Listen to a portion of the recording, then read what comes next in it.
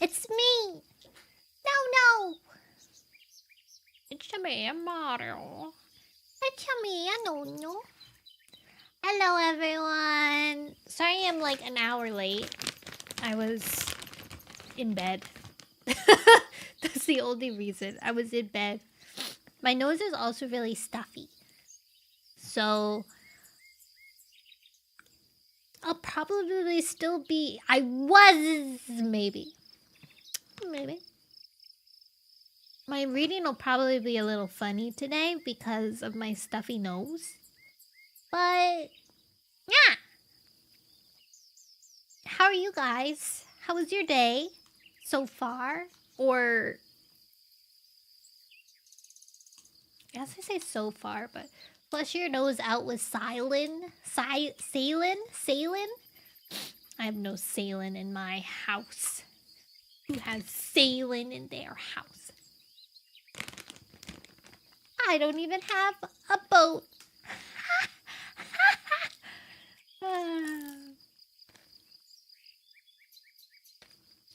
It's a good dad joke that I made up myself just now.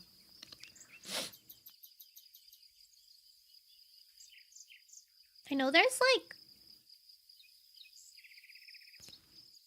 Okay, the problem with having like nose specific things is like you can't share them. Like if you have like a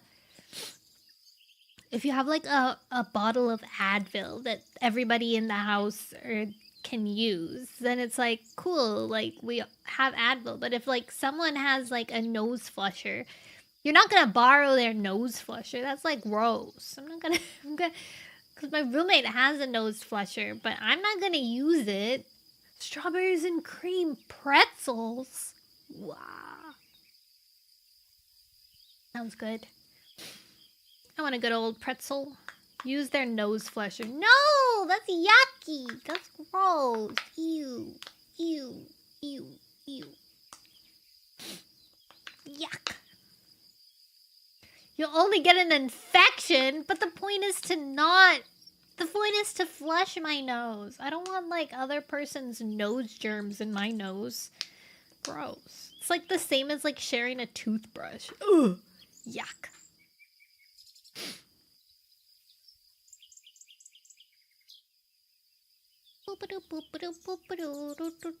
Some people, like, genuinely, like, they aren't deterred of sharing a toothbrush.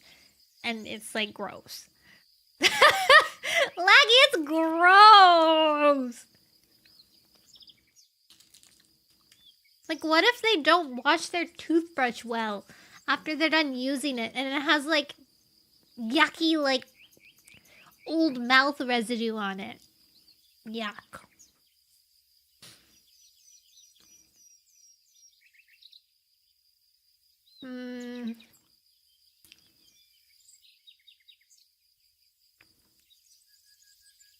It's different though.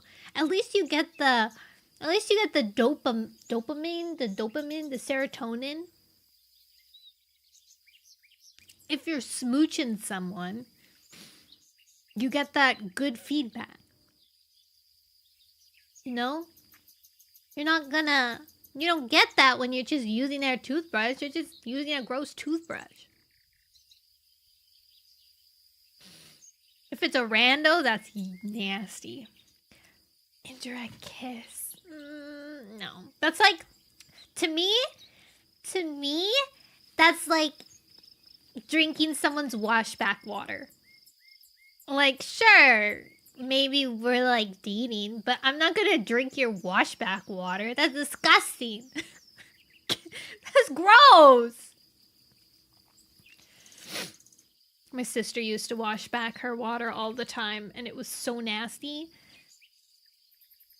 If we had like one water bottle for the little family we were in, I want to drink my own washback water, like swallow it. So she would wash back it, and there'd be like, oh, it was so gross.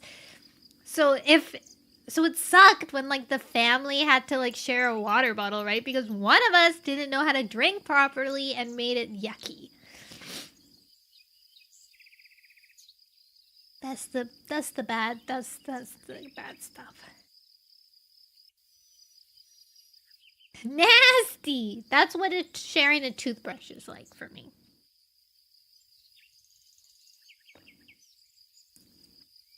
Unless you can like disinfect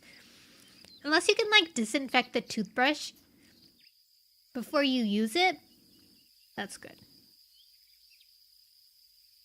You can wash and clean it off, yeah, but I don't know. I think it needs to be disinfected. If I was in like a dire situation where I needed to brush my teeth, like I would feel gross for other people too. If they had to use my toothbrush, I would feel gross for them. Even if I cleaned it really well, I'd feel gross for them. I'd be like, oh, are you sure you want to? And they'll be like, yeah, it's fine. And I'll be like, are you sure though? Like, this gross. Hi, Hound. Welcome in. We're talking about nasty. It's like sharing a towel. Sharing a towel is completely different. Sharing a towel doesn't have your spit in it. Unless you're like blowing your nose in your towel and then someone else uses it. Super Animal Royale! And you're talking about sharing toothbrushes and drinking back water.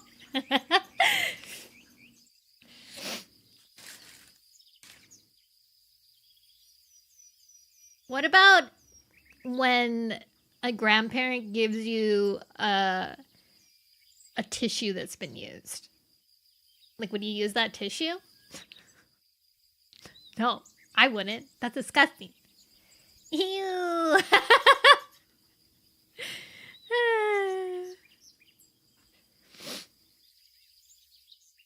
So funny. But also horrible. Wait, I don't think that my stream avatar is connected properly to my YouTube one. Ew. Or did I not do it properly? Uh-oh. Whoa. Whoa. Alone in the world, little boy. I guess fine then. Anyways, let's not talk about gross things anymore. I'm technically an hour late already, so I'll just start reading. Have some, you know, do some chores. Hang out. Let me write. If you do.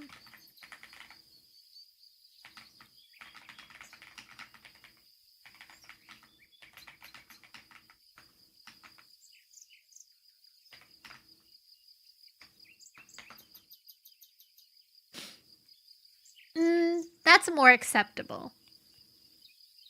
Because at least then you can disinfect the, like, stem of the toothbrush with actual, like, rubbing alcohol. If you're so inclined to. Otherwise, that's okay. Oh, I have to sneeze.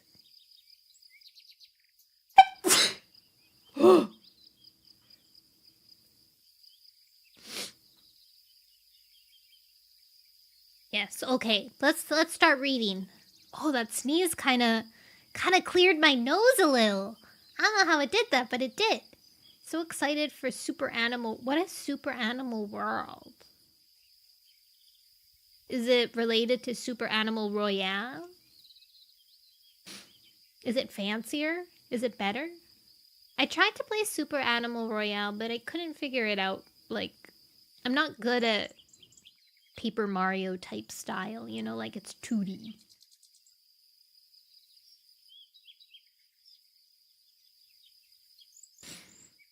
Alone in the world, little dog.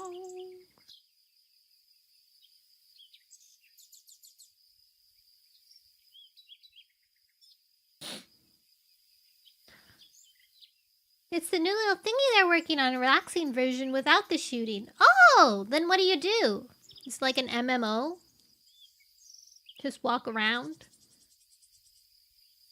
Fishing. Or do you like punch each other instead?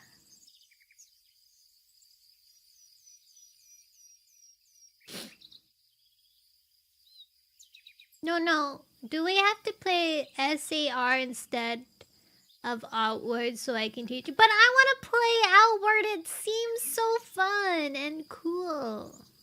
I want to play it. I want to play it. Alright. Let's summarize what happened in previous Warrior Cat books. So, previously on Warrior Cat Wednesday. Hi, Anna! Anna, are you on my YouTube? Like, not YouTube short or the normal one? Because I think I might have I did! I called it the wrong thing. Okay, hold on. I have to fix this. Battle scenes are good. They are, aren't they? I have to change the title of my stream because it's wrong. Warrior Cat Tom fighting Warrior Cat Garfield. I called it the wrong. Yeah. Well, Tom is actually a character in this. Part 3. Okay. I've changed it now. So it's appropriate. It's appropriately named. Thank you for your purchase, Caddy!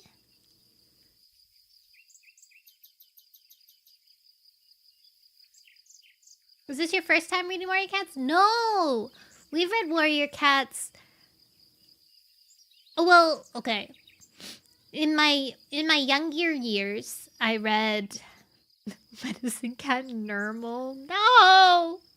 In my younger years, I read up until the end of Power of 3.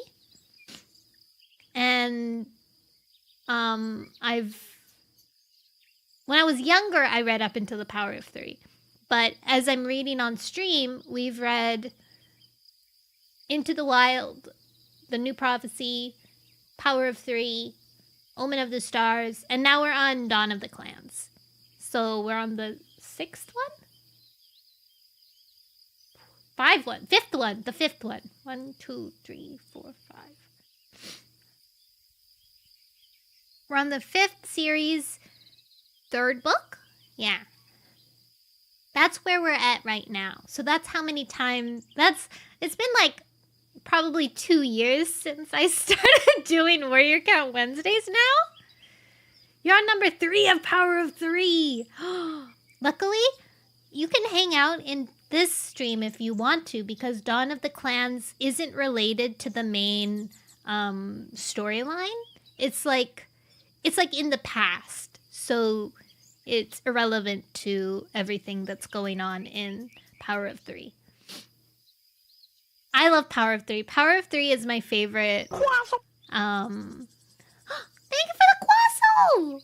DKP! Think of how many words that's been. That's scary to think about. I guess I could logically look it up. Because the stats have been out there. Power 3 is my favorite. Who's your favorite character, Anna? Do you have a favorite kitty cat? Meow meow.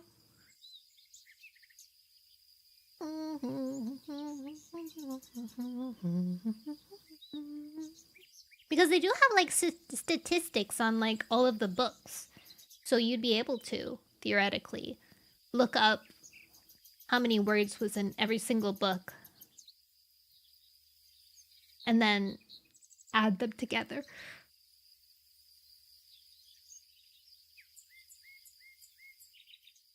It's hard. Oh. I can tell you mine.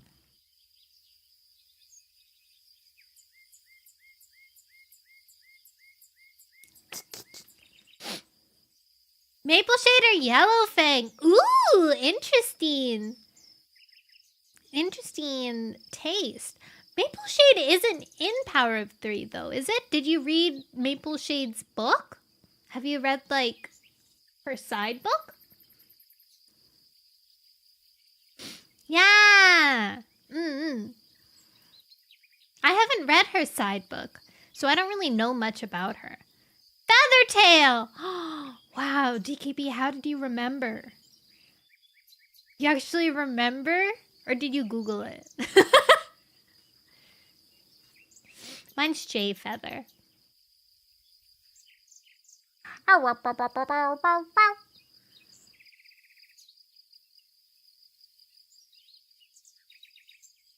Guess I have to get meat and cookies now. Cravings are weird. Yeah, meat and cookies! What kind of cookies does she want? And what kind of meat does she want? That's very important. Make sure you get the right meat and the right cookies. Those are two very broad spectrums.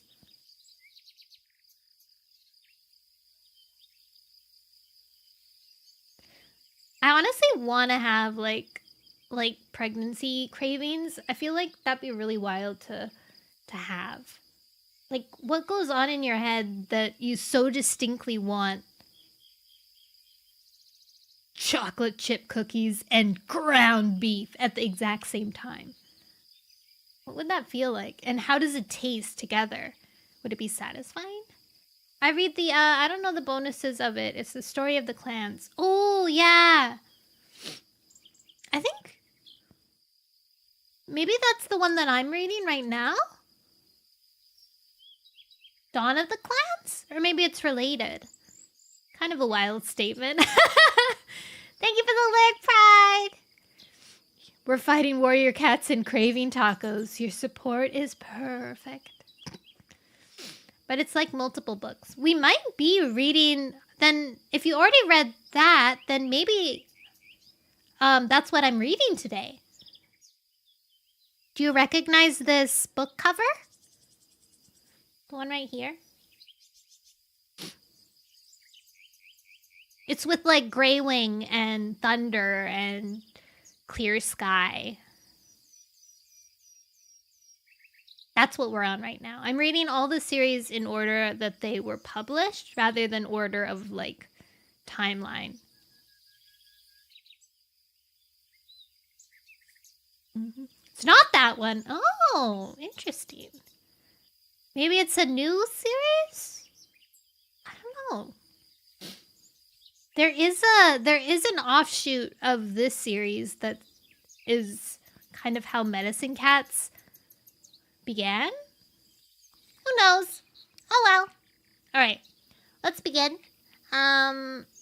Previously on Warrior Cat Wednesday.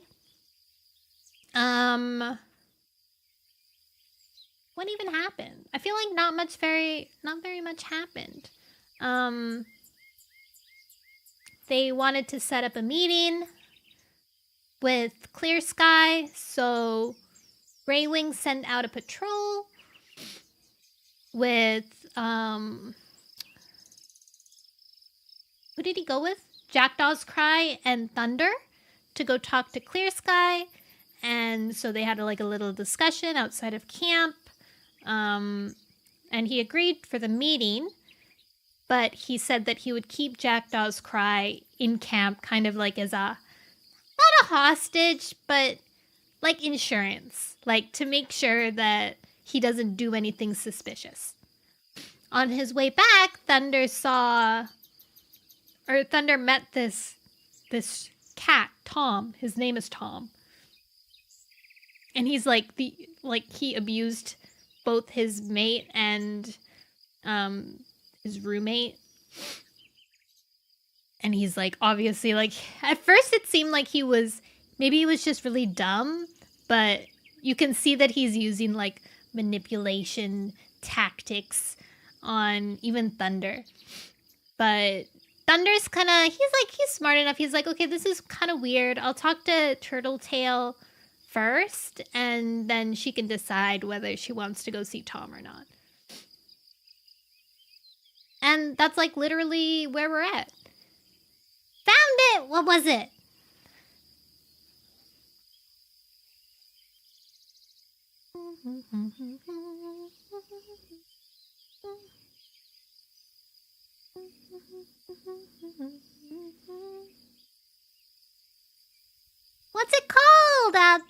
It's called...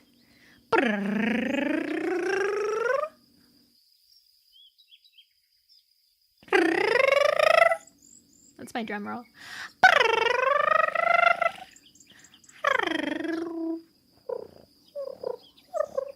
Let's turn it into an owl call. Or maybe like a dove call? Pigeon call? Shadows of the Clan! Oh! Wait, that sounds really familiar. Shadows of the Clan. Oh! I haven't read this one. What is this? Oh, it's a compilation. Oh! Maple Shade, Goosefeather, and Ravenpaw. Oh, that's how you got the Maple Shade. Oh. Yeah. Okay, so this book has 3 different books in it, technically. Good morning, Gume! How are you?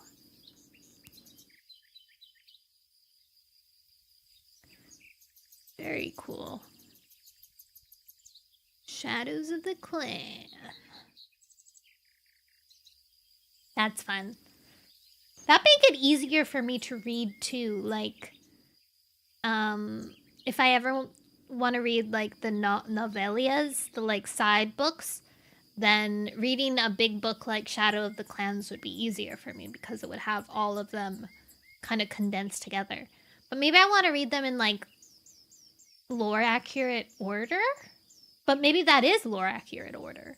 Because Maple Shade was a really long time ago, and I don't know who Goosefeather is. And then Ravenpaw's like fresher. I'm okay. My allergies are still hanging on. I'm feeling like a weird like buzz of anxiety, but I don't know why. It's like hovering there. As if I've forgotten something, or I'm dreading something, but there's nothing to dread and there's nothing forgotten. It's really weird. I don't know what it's about. Either way, I can't shake the feeling.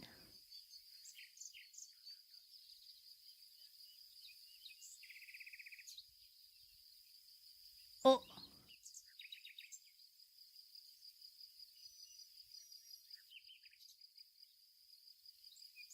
I don't know much about Maple Shade's story.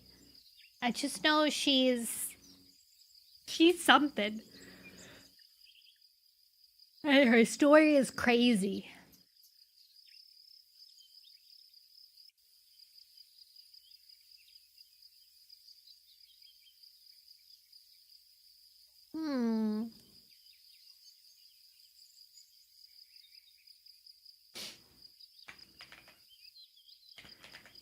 Hold on. Someone message me.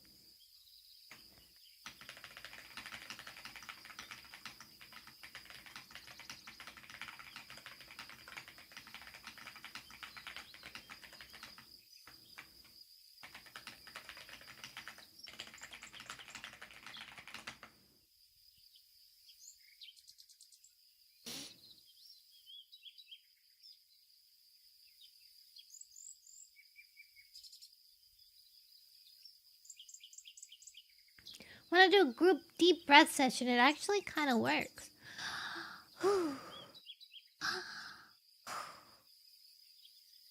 Maple Shade is before Goosefeather, and Goosefeather is before, but not too long from Firestars. Oh.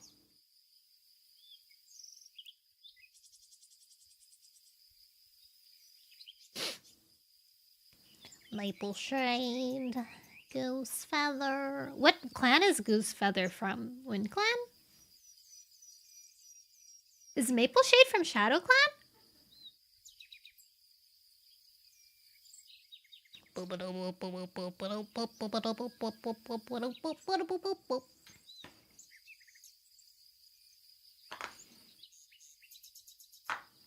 Now I want to do a group breathing session. Maybe I do have to... Maybe I should get one of those, like, meditation apps, but not one that costs money. Thank you for your purchase. Please enjoy your mushroom fill. ThunderClan? Maple Shade was ThunderClan? Or Goosefeather was ThunderClan?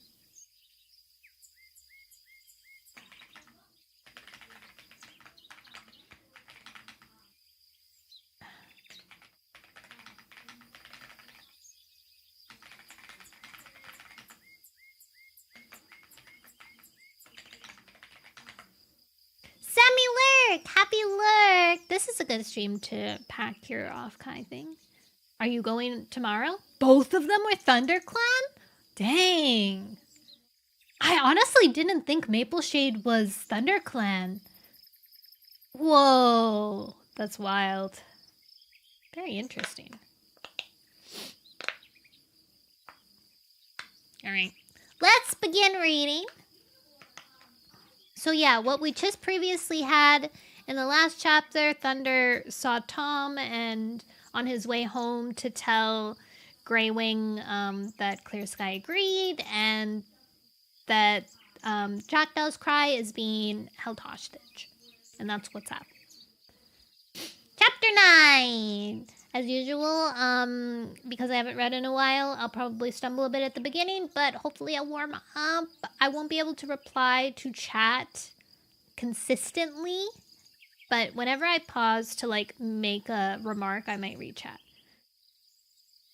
Oh, some people have that redeemed from reviewers POV. Oh, that's really sweet. Like a deep breath session.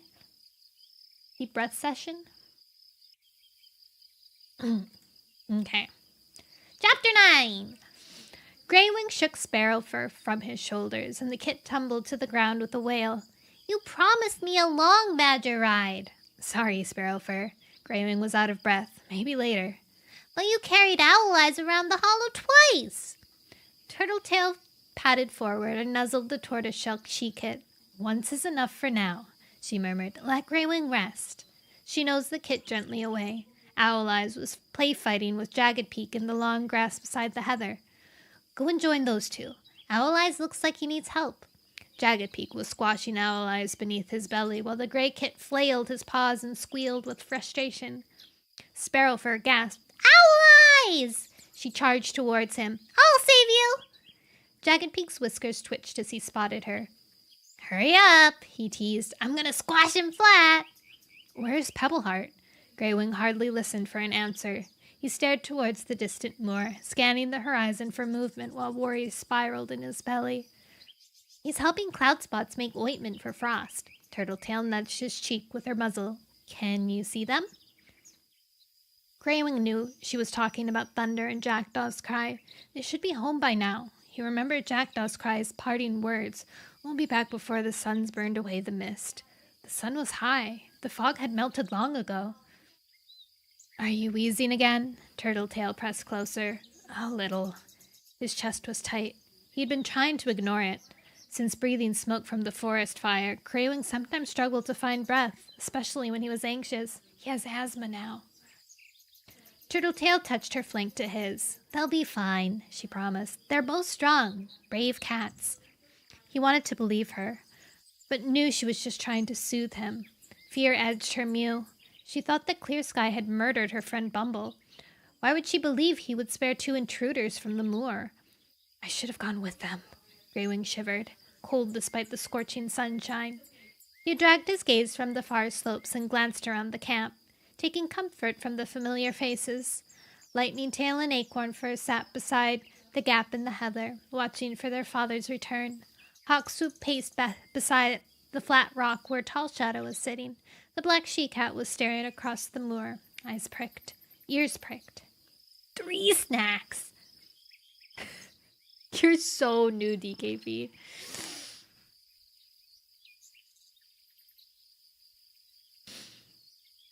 Just ignore the golden badge next to your name.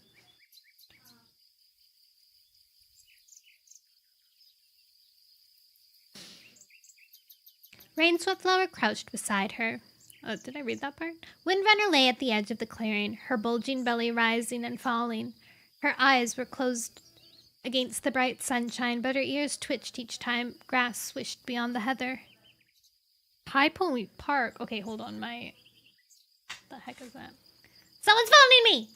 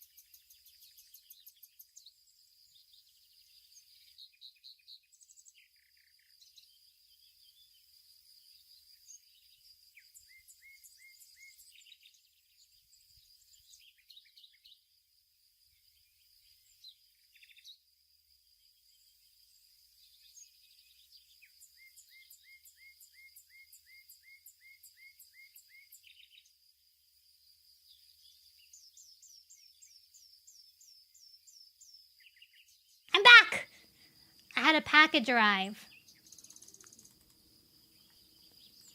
Oh my god, the tariffs are so bad now. Absolutely insane.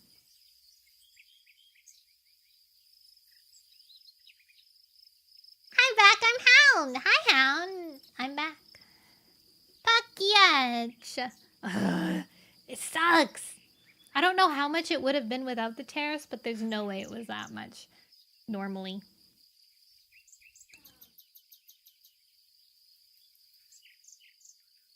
Hi, Guh-huh. 7. Canada Day plans. Mom inviting for dinner. Canada Day plans. Who does Canada Day plans? Oh, I should make ambrosia salad for Canada Day and like dye it red. That would be so bad. I'm Canadian.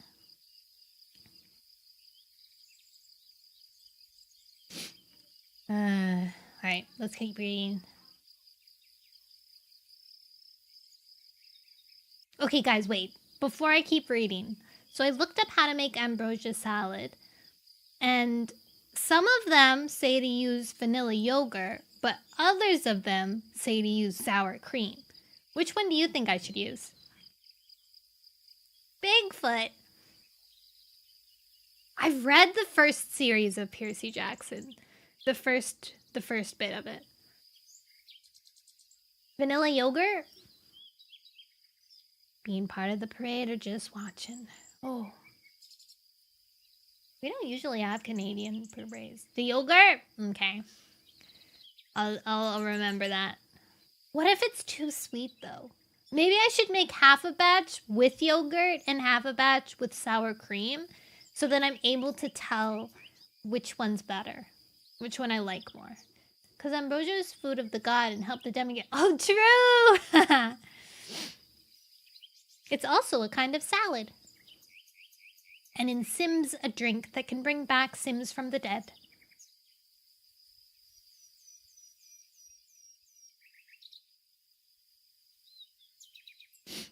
Alright, let's keep going for real this time. Knowledge from us professionals. Yeah, you guys are the professional chefs here. Where the heck was I? Ah, here. Rain-swept Flower crouched beside her, nudging a ball of soaked moss closer. Have a drink, she urged. You must be thirsty. As Windrunner lapped at the moss. Gorse Fur paced behind them, his long tail twitching. Shall I go hunting? Oh, shall I go hunting? He called to Tall Shadow. I could head for the forest border and see if there's any sign of them. Don't go alone, Tall Shadow answered. Hawkswoop crossed the clearing towards Gorsefur. I'll come with you. Oh wait, no, Hawkswoop was the girl. I'll come with you. Me too. Shattered Eye stepped out from behind the bramble, his green eyes sharp with worry. Wait! Tall Shadow suddenly stretched out her hind legs, eyes fixed on the moor. I can see thunder. Greywing darted across the clearing, Turtletail at his heels, and rushed through the gap in the heather. Lightning Tail called after him. Is Jackdaw's cry there too? Greywing didn't answer. There was no sign of the Black Tom, but Thunder was racing towards the hollow. Greywing met him on the grassy clearing outside, scrambling to a halt as Thunder reached him. What did Clear Sky say? Will he meet me? Yes. Thunder skidded on the grass. Greywing saw the young Tom's gaze flick nervously towards Turtletail. Something's wrong. Before he could ask, Hawkswoop barged past. Where's Jackdaw's cry? She scanned the heather. Greywing tasted the air. No scent of the Black Tom. Thunder had left alone.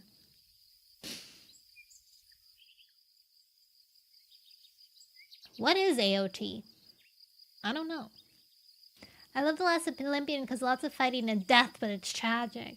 Is The Last Olympian... I don't know which one's The Last Olympian.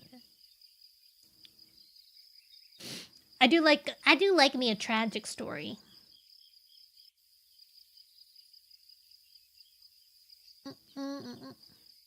Greywing tasted the air. No scent of the Black Tom. Thunder had returned alone. Greywing's heart quickened. That's great news. Hi, Zara. Zara. An anime. Attack on Titan! Oh, no, I have not actually watched Attack on Titan.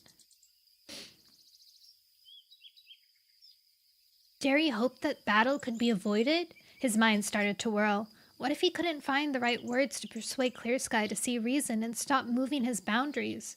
What if he made battle come sooner by saying the wrong thing? Where's Jackdaw's cry?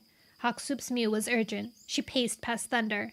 Thunder dipped his head. Clear Sky asked him to stay in the forest camp until the meeting at 4 trees. What? Hawksoup's eyes widened in shock. Turtletail's fur spiked. How dare he keep one of our cats?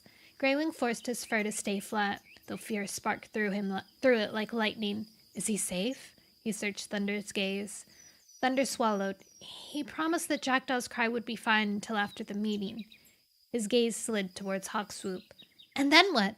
He'll let him return to the moor. Thunder's ears twitched nervously. Is that what he said? Hawkswoop glared at him. Thunder stiffened. He said he'd be safe until after the meeting. Turtletail hissed. We must fetch him, now. Greywing met her gaze. But Clear Sky's agreed to meet, he protested. We have to tread carefully. Turtletail growled. That's what he wants, she spat. He wants us to slink around like mouse hearts while he does what he wants. He's a bully and you know it. She headed for the camp. Greywing closed his eyes. He could understand her anger. Why hadn't Clear Sky just agreed to meet? Doesn't he trust me? No. Or was Turtletail right about him enjoying having power over others? Also true. Hawkswoop growled as though in pain. What should we do, Greywing? Greywing looked at her. Let's ask Tall Shadow. He led the cats back into the hollow where Tall Shadow, Acornfur, and Lightning Tail waited. Turtletail was already at Tall Shadow's side. Windrunner was on her paws, Rainswept Flower beside her. Gorsefur stood, tail lashing, while Scattered Ice paced around them. In the long grass, Jagged Peak looked up. Owl Eyes and Sparrowfur tumbled around him, play-fighting. They hadn't even noticed Thunder was back. He slid from between them and crossed the clearing. Has Turtletail told you everything? Greywing looked at Tall Shadow. Clear Sky's holding Jackdaw's cry. Her gaze flitted around the others. But he's agreeing to the meeting, Greywing told her. Hawkswoop padded forward. Turtletail thinks we should get Jackdaw's cry back. I know, Tall Shadow told her calmly. Greywing flattened his ears. If we do that, Clear Sky will call off the meeting. Windrunner lashed her tail. We can't let him bully us. Avoiding the battle is more important. Greywing felt frustration flash beneath his pelt. Gorsefur growled. Is more important than Jackdaw's cry life? Bye, Zara. Have a good day at school. Your YouTube icon is old, Nono. It is? Oh yeah, it's my very first one, isn't it? That was my very first drawing of Nono, I think. Maha, TOH, the time I got reincarnated into a vending machine. What's TOH?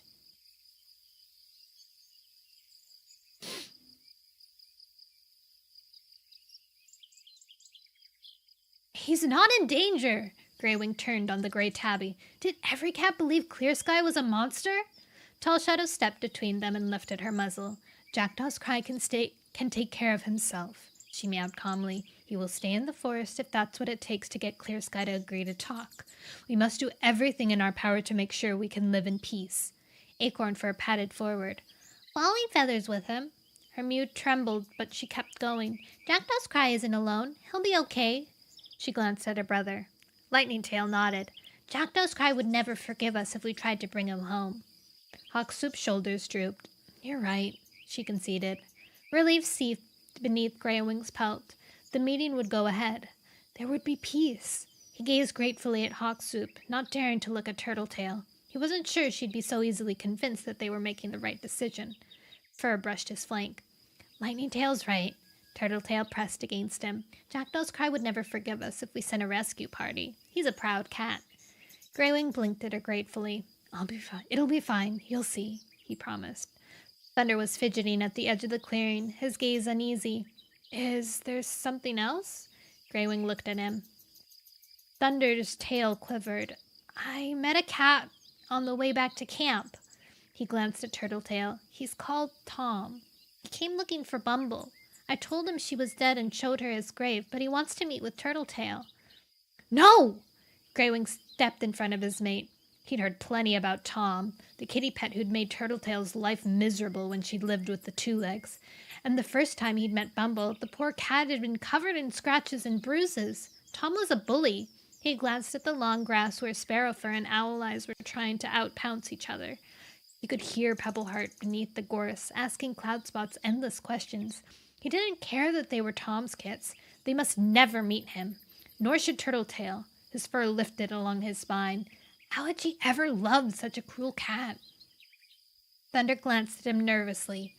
He said he'd wait at Bumble's grave until she came. He said what? Rage surged through Greywing. How dare he make such demands? Thunder backed away. He said he'd wait for as long as it took. Greywing. Turtletail slid in front of him, her green gaze soft. It's not Thunder's fault.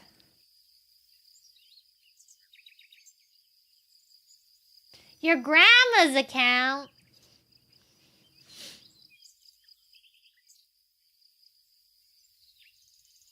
Guys, try not to say your full names in chat. It's dangerous. You gotta protect yourselves. Internet safety.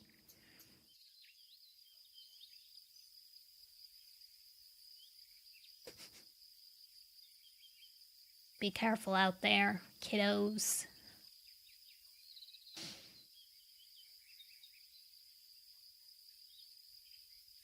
I know. Greywing let his hackles fall back. Have I eaten carne asada? I don't believe I have. Hound Hounderson is my full legal name. Hi, Mr. Hound Hounderson. Hounderson. Mr. Hounderson. Sorry, not Hound Hounderson. What's your middle name? Hound Hounderson? Hound Captain Hounderson?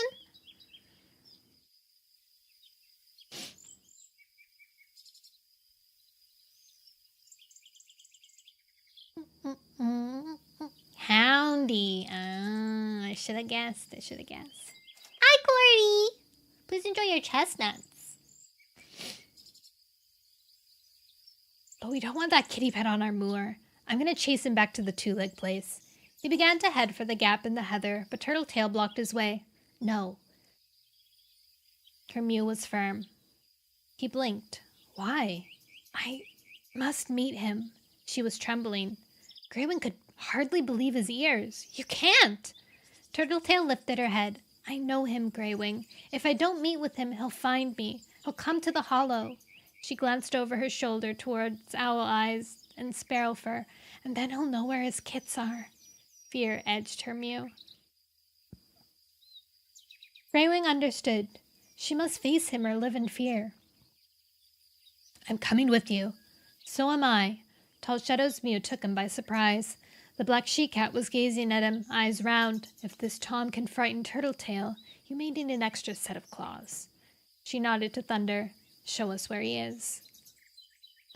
I don't know what woosk is. Wooks.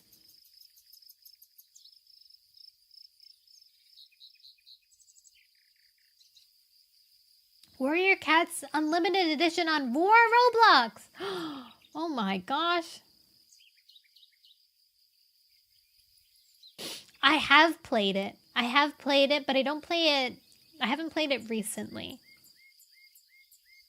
I know it's so well made. Oh my gosh.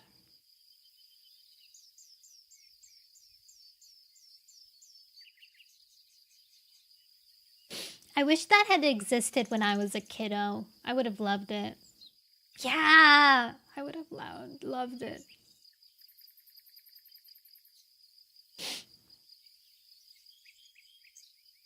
Do you play Block F Fruit? Is that a Roblox game?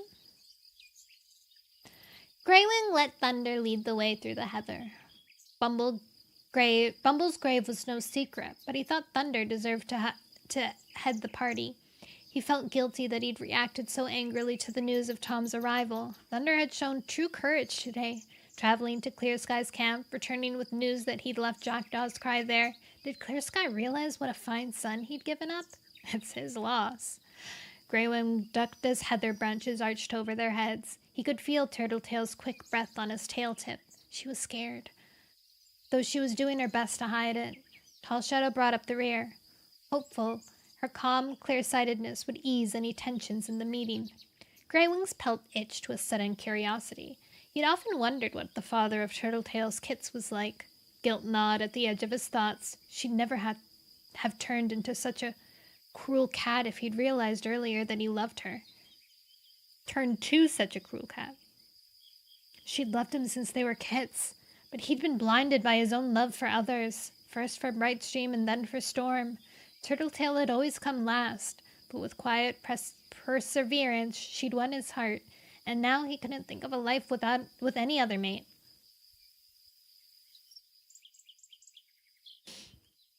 As he pictured Tom waiting for her, a growl rumbled in his throat.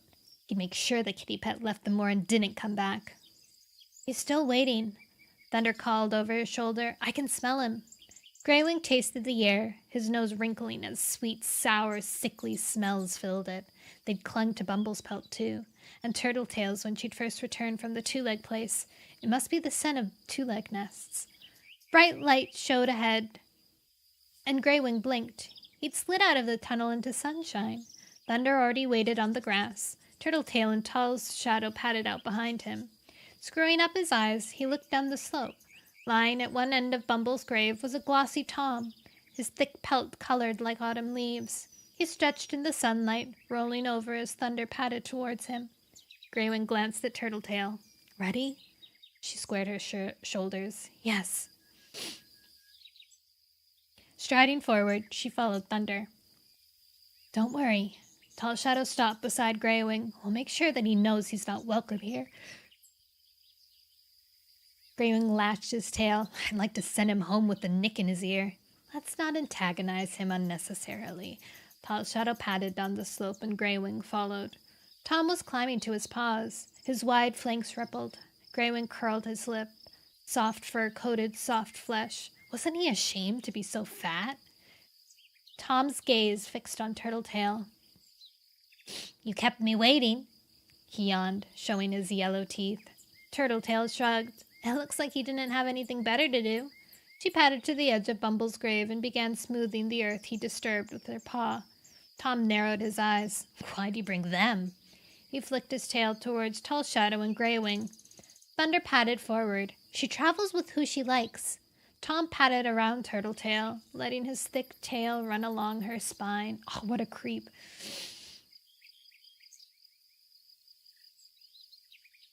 She shuddered. Greywing growled and glared threateningly at Tom. Tom ignored him. He was staring at Tall Shadow, his silky muzzle wrinkling in disgust. Are all your rogues flea bags? He nudged Turtletail roughly with his shoulder. How many times do the housefolk have to comb you to clean your pelt? His gaze flicked over to Tall Shadow. I don't think there'd be enough combs in the world to scrape the fleas from her. Tall Shadow held his gaze. What a nasty cat this guy is. Greywing flexed his claws. Did this cat want to fight? He's so outnumbered right now. The gall of him. Thunder told us that you've come to pay your respects to Bumble. Tall Shadow meowed diplomatically. Tom sniffed. Something like that. He turned, his feathery tail swishing past Turtletail's muzzle. I really wanted to see my old mate. His eyes lingered on her pelt. The nest is too quiet without you now that Bumble's gone. He stopped, his muzzle a whisker from hers. Won't you come back? I miss our play fights. Play fights? Turtletail hissed. Hi, Prado! Welcome! You were the only one who was ever playing, she reared, spitting with fury. Greywing darted forward. Tall Shadow leaped in front of him. Let her stand up for herself. He scrambled to a halt, staring past Tall Shadow as Turtletail lunged for Tom. Her claws raked his snout. Snarling, she battered his muzzle with a flurry of claws. Tom backed away, his broad, sleek face twisted into a snarl. Rogue! He roared and flung himself at her. His weight knocked her backwards. Paws crumbling, she collapsed into Bumble's grave. Tom slashed her flank, sinking his claws deep and pressing her shoulders into the earth. She writhed, hind legs scattering the loose soil as she struggled to reach his belly. He let his fat body drop, smothering her. Tall Shadow stepped aside. "Stop him," she growled to Greywing, but Greywing had already leapt past her. Thunder dived from the other side. He hooked his claws into Tom's flanks while Greywing sunk his teeth into the kitty pet's scruff. Heaving, they dragged Tom off Turtletail. She screeched in pain as he tore fur from her belly. "Dungheart!" Greywing swung a hefty blow at Tom's ears. The kitty pet's eyes widened as it struck him. He yowled in fury and flung a blow back. Greywing reeled at its force. As he struggled to regain his balance, Thunder dived beneath the kitty pet's belly and knocked his hind legs from beneath him. Tom twisted, reaching out a forepaw and clawing Greywing's flank. "1 second, guys."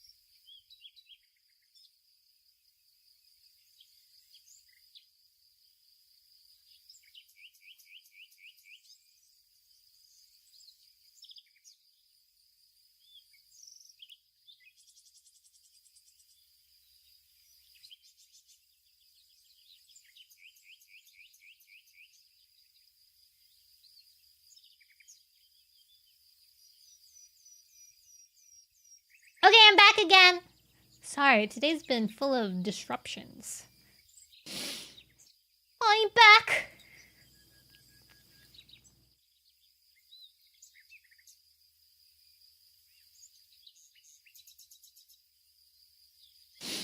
Let's see. Where was I? What's good? You're good. Gotcha.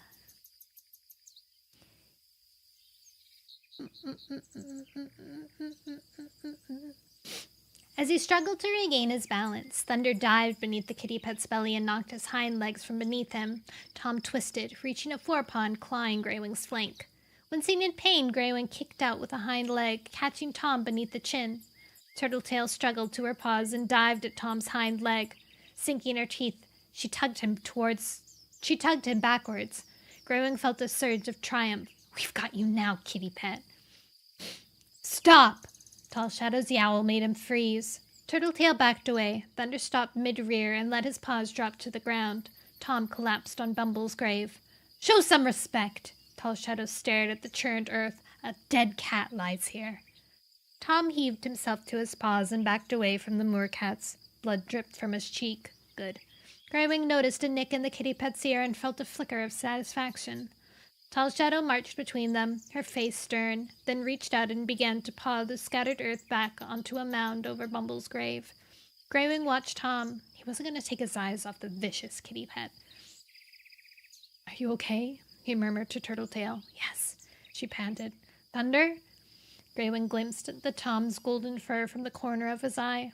"I'm fine." Tom's gaze flicked from one to the other, then rested on Turtletail's belly.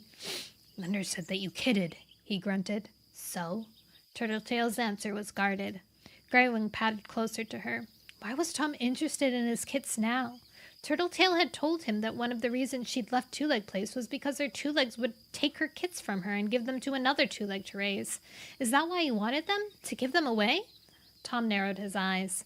"You stopped them from being kitty pets and made them live like rogues," he sneered. Do you think they'll thank you for that?" "They're not rogues." Greywing stepped forward. "They live with us. They're the best loved cats in the Hollow." Interest sparked in Tom's gaze. "The Hollow?" Greywing winced, realized what he'd done. He clamped his jaw shut before he gave anything else away. Now the kitty pet knew they lived in one of the hollows that dented the moor. It wouldn't take long for him to find them. Turtletail moved closer. "They're scrawny little things," she sniffed. "They must have been born with your kitty pet's softness. I doubt they'll make it through the next cold season." Greywing's heart twisted at the thought, but he knew she was lying. If Tom thought the kits weren't worth having, he might go away and leave them alone. "I should have drowned them instead of wasting my milk on them." Thunder's eyes widened. "You don't mean—" Tall Shadow cut him off. "Turtletail's right." She turned from the grave, eyeing Thunder sternly. "They're sickly and good for nothing." Tom narrowed his eyes. "Still," he mewed smoothly, "I'd like to meet my own kits." "Never!" Turtletail hissed. Horror sparked in her eyes as she realized that she'd given away how fiercely she loved her kits. Tom's face lit up. Surely they'd like to meet their father. He sounded pleased with himself. Pain gripped Greywing's chest as it tightened. He struggled to draw in a breath. Turtletail showed her teeth. "They will never meet you." Tom shrugged and, flicking his tail, scuffed his way across Bumble's grave. "Oh my God, rude!" "Shame it was Bumble who died and not you," he called over his shoulder. Greywing stared after him. How could a cat be so cruel? "Come on." Tall Shadow was the one to break the silence as Tom slid into the heather. "Let's go back to camp." Turtletail was wide-eyed. "You mustn't ever find my kits," she whispered. "He won't." Greywing pressed against her, stiffening as his chest tightened harder. He tried to draw in a breath, but it was too hard. He stumbled. Panic. "Greywing!" Turtletail pushed her shoulder under him, holding him up as his paws gave way. "Thunder, help me!" Thunder was already at his side. Greywing fought for breath as they held him between them. "Be calm." Tall Shadow sniffed his breath. "You're okay, Greywing. It's just the old smoke sickness. Cloud Spots will have some herbs for you when you get back to camp." Greywing watched her mouth moving, hardly hearing. "Walk." Turtletail's stern mew sounded in his ear. Gasping, he dragged a paw forward, forcing another in front. Suspended between Thunder and Turtletail, he began the long walk back to camp. "That's right." Turtletail's mew sounded through the darkness, pressing at the corners of his vision. "We're nearly there." "Hi, Under!" Gulping tiny breaths, he pushed himself on. "I'll make it. Someone has to defend the kits." Who else can reason with Clear Sky? His mind whirled. He dragged in breath after breath until suddenly he felt soft moss between his paws. It was his nest. "Cloud Spots is fetching Colt's Foot." Turtletail's breath bathed his muzzle. "What's wrong with Greywing? Is he dying?" Kit mews sounded around him. "He's gonna be fine." Cloud Spot's calm mew sounded above him. "Eat these leaves, Greywing."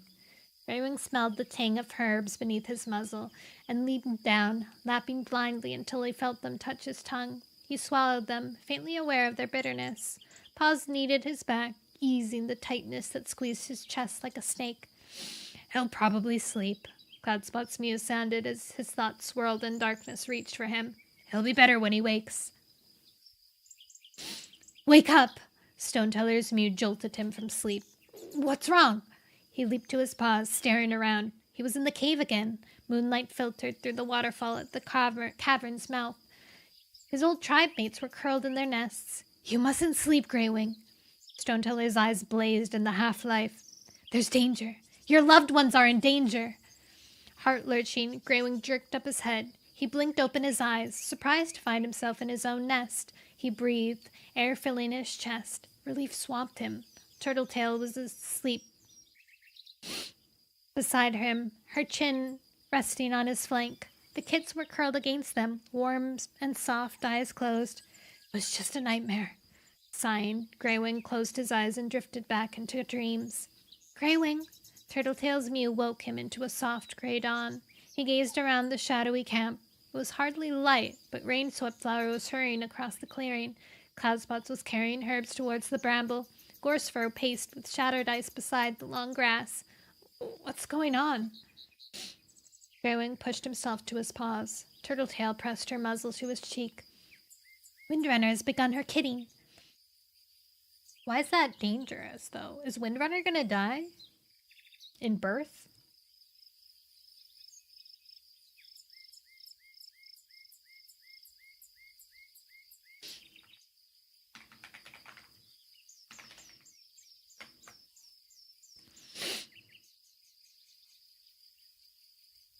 Chapter 10. Wait, let me have a drink.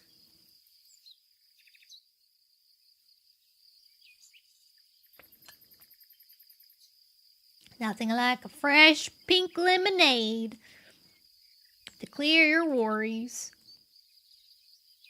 Chapter 10. Thunder watched Gorsefur pace beside shattered ice.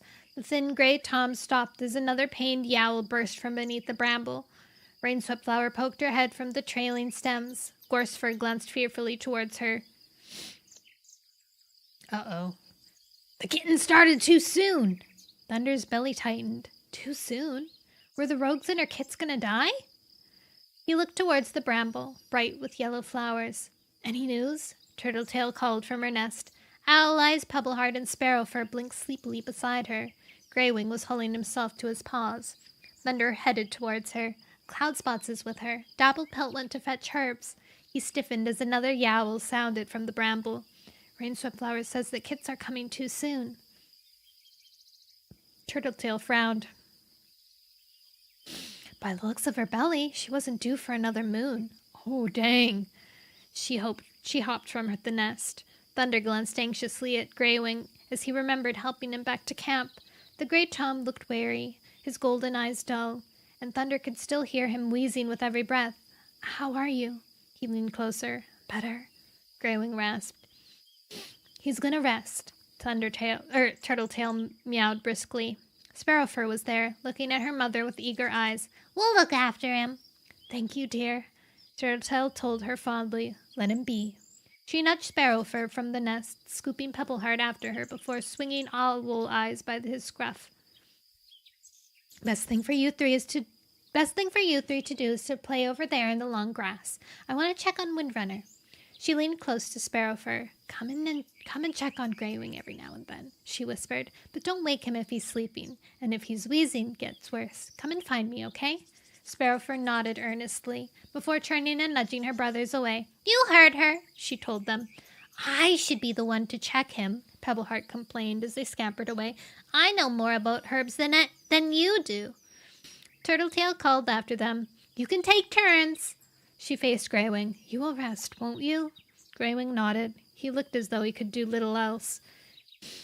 Can you sit with him for a while? Turtletail begged Thunder. I don't like leaving him. Windrunner wailed again. Turtletail bounded away. I must see how she's doing, she called over her shoulder. Thunder shook out his fur. The rising sun was beginning to burn away the gray mist swathing the hollow, but there was still an early morning chill.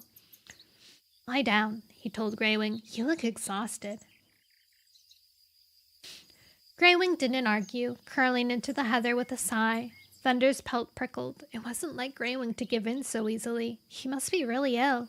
Can I get you anything? He asked. Are you hungry? Do you need prey?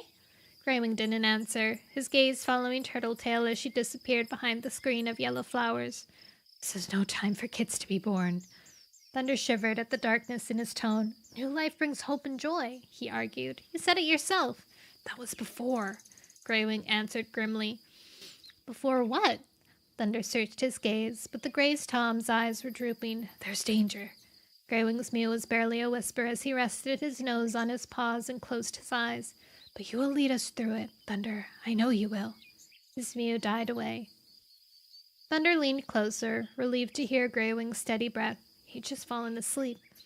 Get better, he whispered. We need you. He turned, Greywing's words echoing in his ears. There's danger. But you will lead us through it. What did he mean? Was he talking about the threat from Clear Sky? How will I lead us through it? Surely it was Greywing who was going to prevent the battle by meeting Clear Sky. Another yowl sounded from beneath the bramble, louder than before. Turtletail burst from drooping branches. Thunder! She raced towards him. Fetch a stick! A stick? Thunder blinked at her. What for? Yowl! Just fetch one. It's for Windrunner, Turtletail ordered. A sturdy one that won't snap or crumble. She nosed him towards the gap in the heather. Hurry! I'll get someone else to sit with Greywing. Thunder charged from the camp, his paws sliding on the wet grass outside. Thank you for the follow! Alko? Jinx? Aoki Jinx? Maybe just Jinx?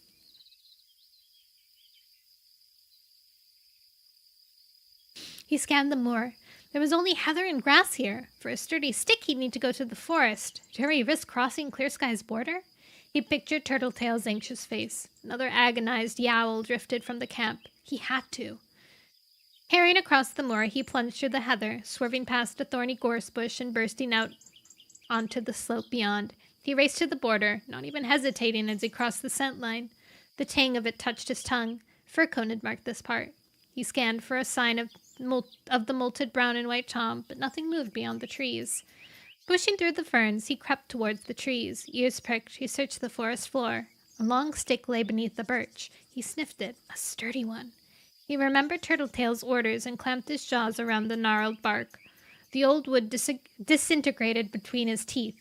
Snorting with frustration, Thunder searched again. A thick stick lay nearby. He darted towards it and bit down. It fell into splinters in his mouth. Spitting out wood chips, he looked up. If he wanted a stick that wasn't half rotten, he'd have to pick a fresh one. His heart sank. Climbing trees wasn't his best skill. His heart twisted as memory flooded back. He'd practiced tree climbing with Clear Sky. His father had instructed him to leap from tree to tree. He shuddered as he recalled the branches wobbling beneath his paws, dipping with every paw step. He'd lost his balance and fallen. He'd been smaller then. How would the branches hold his weight now? He pushed away his doubt. Windrunner needed a stick. Hunkering down, he fixed his gaze on a trunk of an oak. The bark was old and knobby. It should be easy to get a grip. He leaped, hooking the trunk with his claws. They stung as he dangled, clinging on desperately. How do squirrels make this look so easy? Digging in his hind claws, he pushed himself up and flung his forepaws over a low branch. It was thick, and he managed to clamber onto it, relief loosening his muscles as he felt it solid beneath his paws. Catching his breath, he glanced along it. Shoots sprouted at the end. They looked thick. They'd be solid branches one day, but now they were still young and palatable. They wouldn't crumble or splinter under pressure. He just hoped he had the strength to snap one off. Padding along the branch, he stopped beside a thick green stem sprouting from a knot in the bark. He gripped it with his forepaw and curled his claws around it. Grunting, he heaved. The stem bent. He heaved again. The stem trembled in his claws. Break, you dumb stick, he whined with effort, his muscles trembling as he pulled on the stem. Crack! The stem snapped. Thunder lost his balance, belly flipping. He tumbled from the branch and hurled towards the ground. Terror surged beneath his pelt. He flailed his paws and flicked his tail, turning in the air a moment before he hit the ground. He landed heavily on his paws, gasping with surprise. The stem clattered down beside him. I knew I wasn't cut out for tree climbing. He shook out his pelt. But I'm great at falling. He inspected the stem, pleased to see that it had snapped at the base. It looked sturdy. He just hoped Turtletail would agree. Grabbing it between his jaws, he headed for the border. Breathing deeply, he checked for scents, hoping the forest cats wouldn't notice his when they patrolled the border later. If they did, he hoped they'd assume it was simply lingering from yesterday's visit. He pushed through the ferns, the stick catching among the thick fronds. He sank his teeth into one end and heaved it free, then dragged it towards the border. His jaws were aching by the time he hauled it up the slope. He dropped it and took a better hold, clamping the middle of it between his jaws. He ran, crossing the grass, head high. I must look like one of those dumb dogs that carry sticks to their 2 legs. Embarrassment heated his pelt. I hope no one sees me. As he neared the hollow, he heard Windrunner yowling. There were no gaps between her shrieks now. Had Turtletail's kidding been this painful? He couldn't remember cries like this. Windrunner was one of the bravest cats he knew. She must be suffering. He raced into camp and crossed the clearing. As he skidded to a halt outside the bramble, Turtletail ducked out. She inspected the stick, sniffing and sinking her teeth into the young wood. It's good, she told Thunder. Thanks. What's it for? He asked as she picked it up and headed back inside. Come and see. Thunder hesitated as she disappeared. Did he want to see Windrunner's suffering? He frowned. He wasn't going to let Turtletail think he was scared. He nosed his way gingerly through the flowery stems. The cavern was gloomy. Windrunner lay stretched on the cool earth. Cloudspots and Dapplepelt huddled near her tail, while Gorsefur crouched by her cheek, lapping as she writhed. She gave a low yowl. She's exhausted by her pain. She's exhausted by her pain. Gorsefur stared round-eyed at Cloudspots. Can't you do anything else to help her? Turtletail held Thunder's stick across the earth and laid the thick end beside Windrunner's head.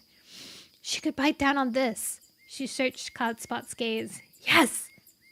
Cloudspot's eyes shone in the gloom. It might focus her mind away from her pain. Gorsefur stared at Turtletail. Will it really help? Let's find out.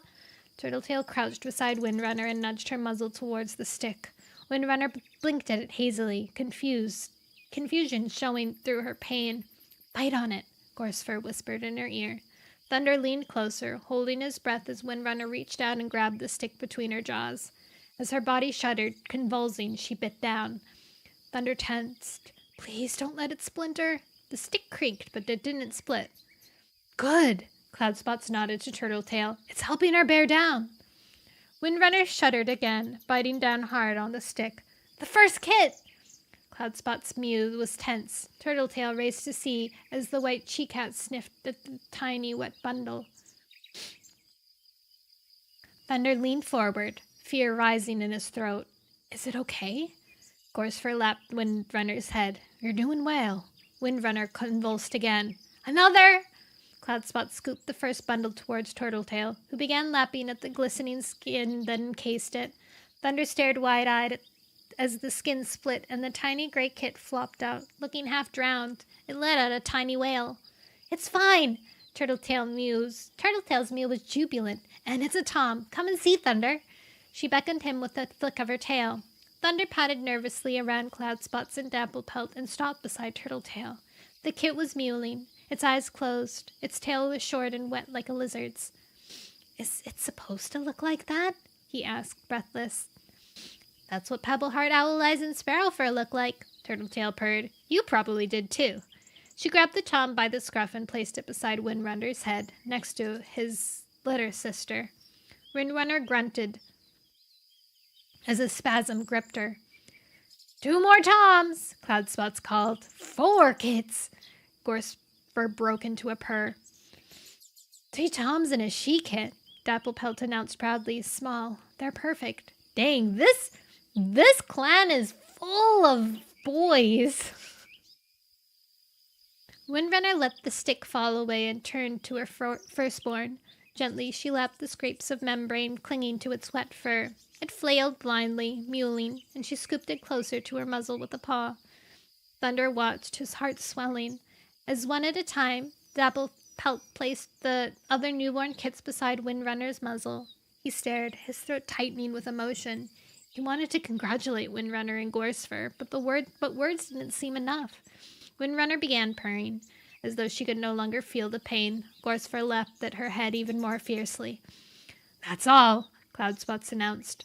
Turtletail's whiskers twitched with amusement. "That's plenty." Windrunner curled around her kits. Thunder watched as they wriggled blindly towards her belly, mewling with frustration as they struggled to get close. He fought the urge to lean in and scoop them towards their mother. Windrunner seemed to know instinctively what to do and wriggled closer until they were pressed against her belly. One by one they sought her belly and latched on, purring as they began to gulp down her milk. Thunder backed away, blinking. He felt Turtletail's pelt press against his. "Isn't it wonderful?" she breathed. Thunder gazed at the kids. "It's the best thing I ever saw," he admitted. Turtletail purred with pleasure. "Toms'll never know how it feels to bring kits into the world." "I don't think they want to," Thunder remembered Windrunner's agonized yowls. But watching her nursing her kits, it looked like it never happened. Gorsefur looked up at Turtletail. "Thanks for fetching the steak."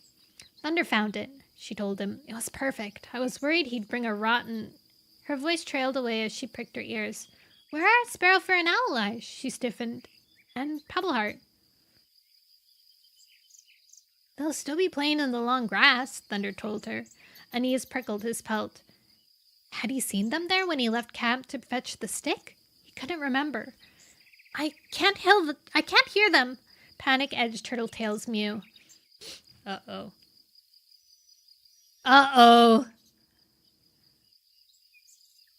Thunder pricked her ears. Beyond the trailing branches, the only sound was the murmur of the moorcats. He darted past Windrunner and stuck his head out.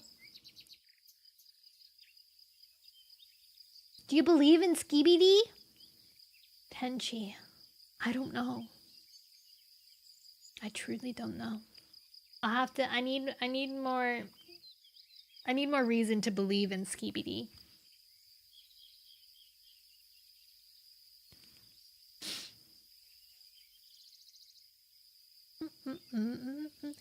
The long grass was quiet. No stems trembled. He pushed his way forward. Turtletail barged past him. "Where are they?" She raced to the long grass and began sniffing it desperately. "Sparrowfur?" She lifted her muzzle and crossed the camp. "Pebbleheart! Owleyes!" Lightning Tail bounded from the flat rock. Shattered Ice leaped to his paws beside the heather. "What's wrong?" Rainswept Flower hurried towards Turtletail. "Has anyone seen my kits?" Turtletail called. The cats exchanged glances. "Hi, Volcano!" Hawkswoop padded forward. I saw them playing on the grass outside camp a while ago. "They were supposed to stay here!" Anger flared in Turtletail's mew. "They shouldn't be outside the hollow." She glared accusingly around the moorcats. "Why didn't anyone stop them?" Tall Shadow slid from beside the flat rock. "We didn't know you wanted them to stay inside," she meowed calmly. "But anything might have happened to them." She glanced at the sky. "Have you seen any buzzards?" "No," Tall Shadow soothed. "And there's no scent of foxes. I'm sure the kits are fine." Jagged Peak limped across the clearing. "They're probably just having fun." Turtletail stared at him hopefully. "Do you think so?" "I'll search for them on the moor," Jagged Peak offered. "I know where they're likely to play." "Good idea," Tall Shadow agreed. Thunder narrowed his eyes. Anxiety edged the black she-cat's mew. "What's going on?" Greywing's wheezing mew sounded from his nest. He was hauling himself to his paws. Tall Shadow looked at him. "Have you seen the kits?" "Windrunners?" Greywing looked confused. Has she had them?" "Yes." Turtletail began pacing, eyes glistening. "But my kits are missing." "Have you seen them?" Tall Shadow asked Greywing firmly. He shook his head, his paws slipping as he tried to climb out of his nest. "Let me look. I know I'll find them." Thunder bounded towards him. "Stay there!" Greywing was not in a fit state to search the moor. He glanced at Jagged Peak. "Are you going to search for them or not?" he snapped. Jagged Peak flattened his ears. "I said I would!" "Then go!" Thunder nudged Greywing back into his nest as Jagged Peak headed out of camp. "I'll make sure he stays here." Turtletail blinked at him gratefully, then bounded after Jagged Peak. Shatterdice and Hawkswoop followed. I'll search the moortop, Shatterdice volunteered. I'll look by the gorge, Hawkswoop offered. Thunder watched them go, frustration tugging at his belly. Part of him wished he hadn't offered to watch over Greywing. He felt helplessly stuck in the hollow. Greywing moved beside him. He was struggling to climb out of the nest again.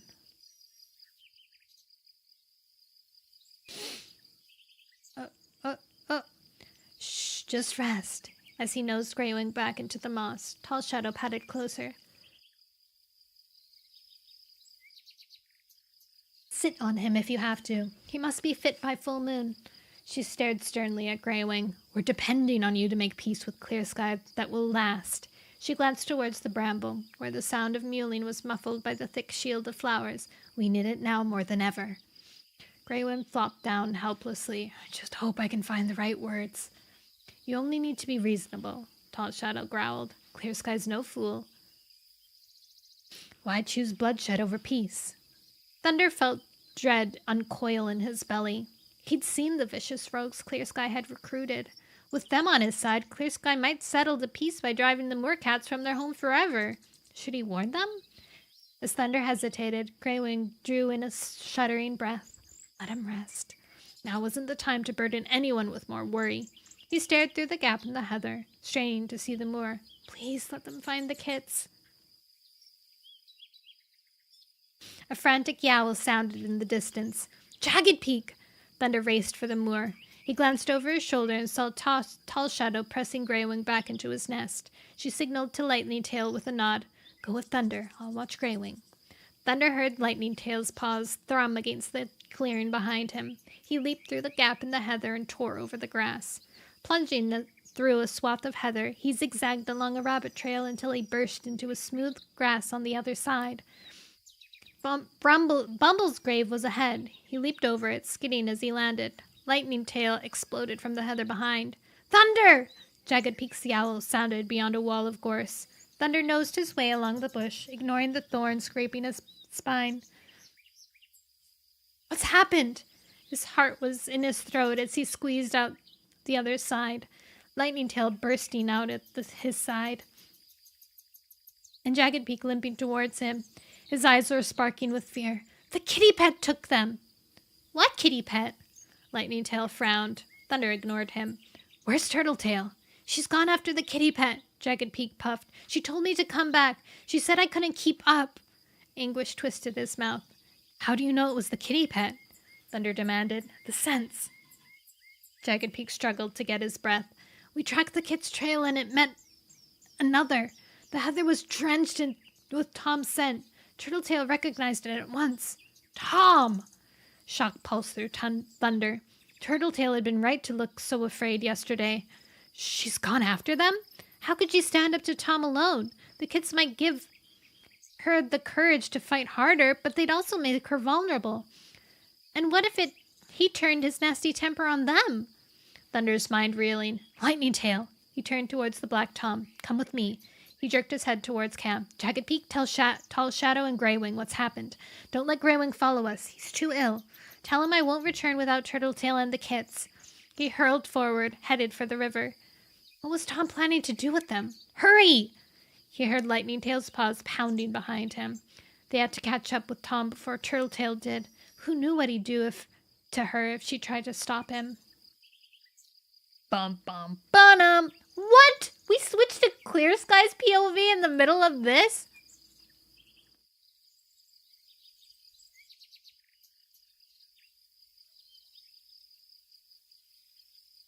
Welcome back, Unplugged!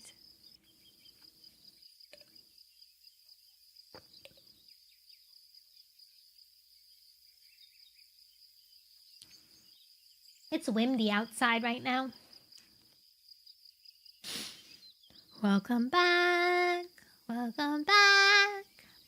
It's time to dance. Welcome back. The largest breed of cat is the ragdoll, with males weighing in at 15 to 20 libs. I thought it was...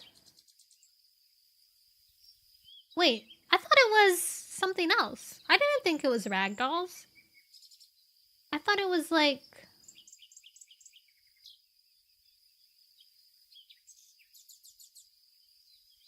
big cat breeds?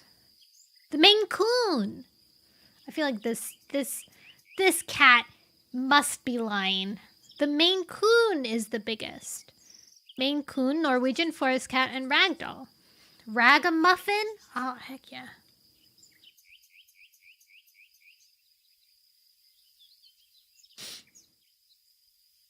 Of course, it was in Australia.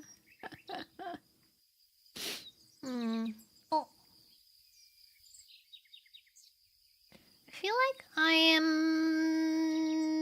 forgetting something, but I can't remember. So it's okay for now. Alright, let's keep reading. I want to find out what happens to... Guys, I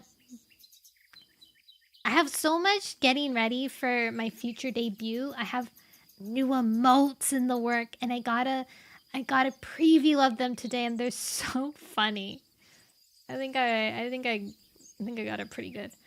Am I an artist or something? I am not an artist, alas. I can kind of draw. I can rig. You see how I'm moving? I can make myself move. You die happy, man, if you died boxing a kangaroo. He would kill you instantly because you're really good at drawing my attack. Wow. Wow. Oh my God, Senko, you really got me. You really actually got me. What the heck?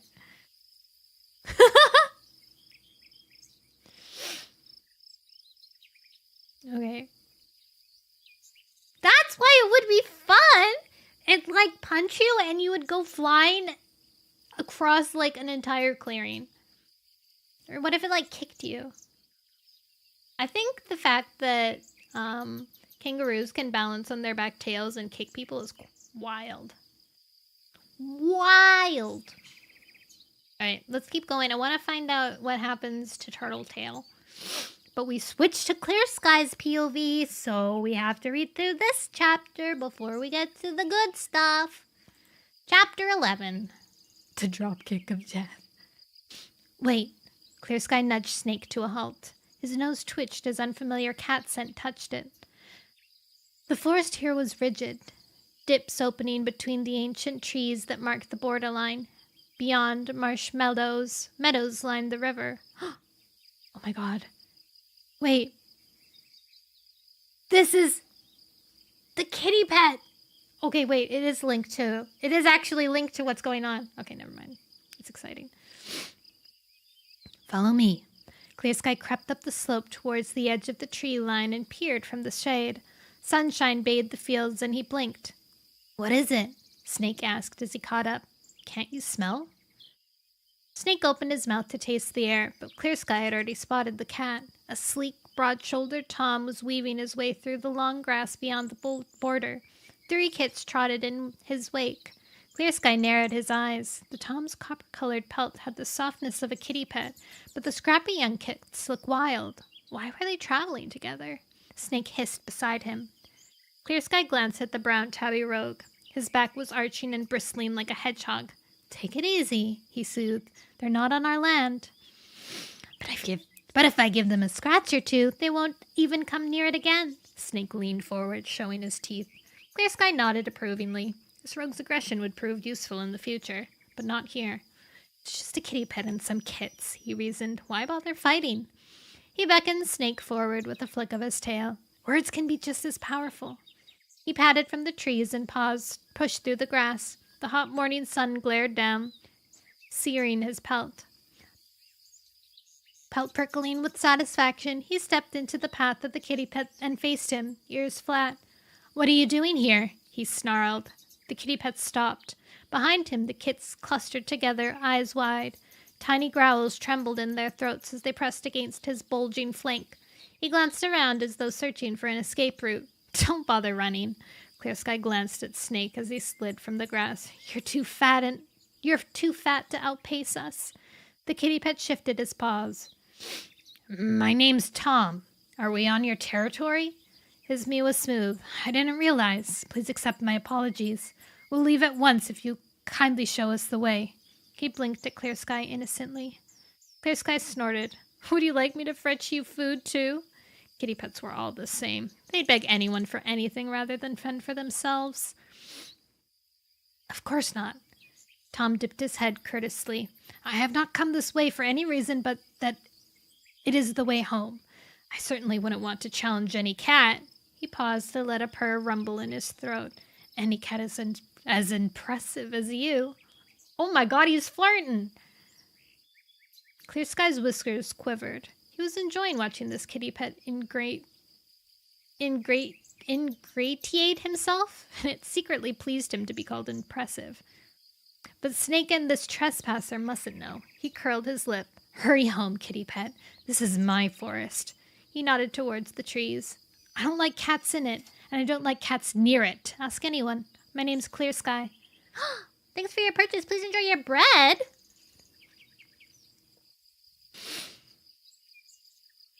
Tom's gaze strayed towards the trees. Of course, he purred. I realize I'm trespassing near your land.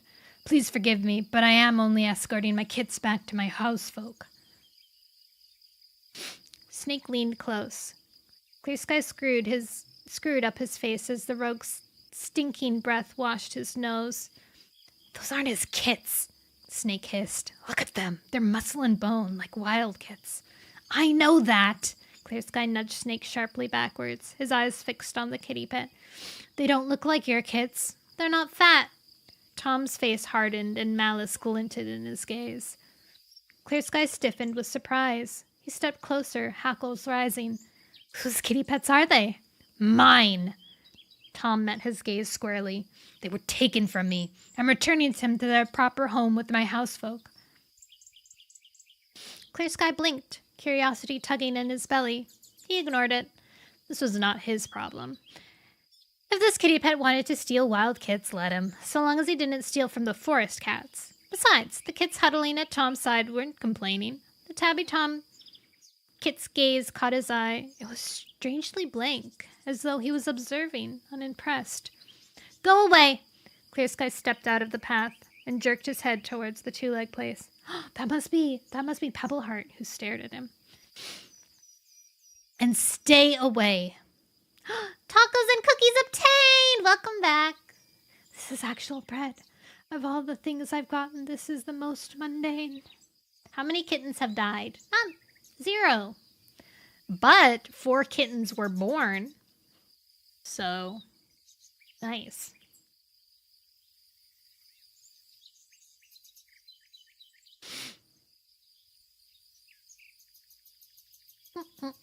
Go away. Clear Sky stepped out of the path and jerked his head towards the two-leg place. And stay away. The kid scurried past him, the gray Tom and Tortoiseshell watching him with wide, frightening eyes, while the tabby tipped his head inquisitively. We won't be back, I promise. Tom shooed them onward, glancing at Clear Sky. Thanks for being so understanding. Clear Sky puffed his chest. You see? He growled to Snake. That's how you patrol territory. No bloodshed, but he understood who's in charge around here.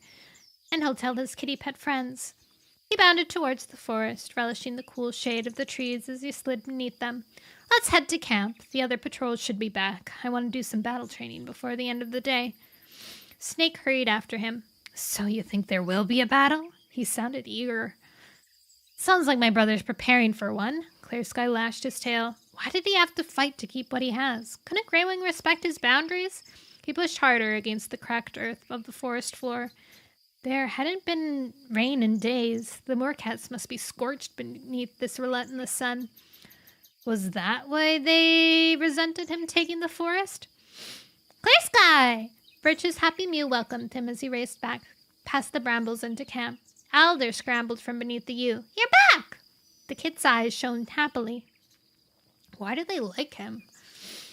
Clear Sky felt warmth flood beneath his pelt. It lasted a moment before regret prickled in his place. Would Thunder have run to him like this if he'd raised him?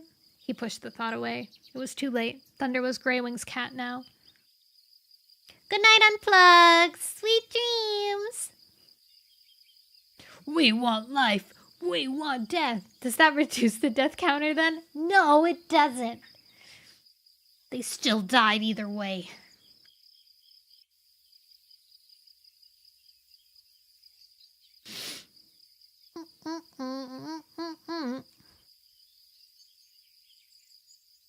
Can we train?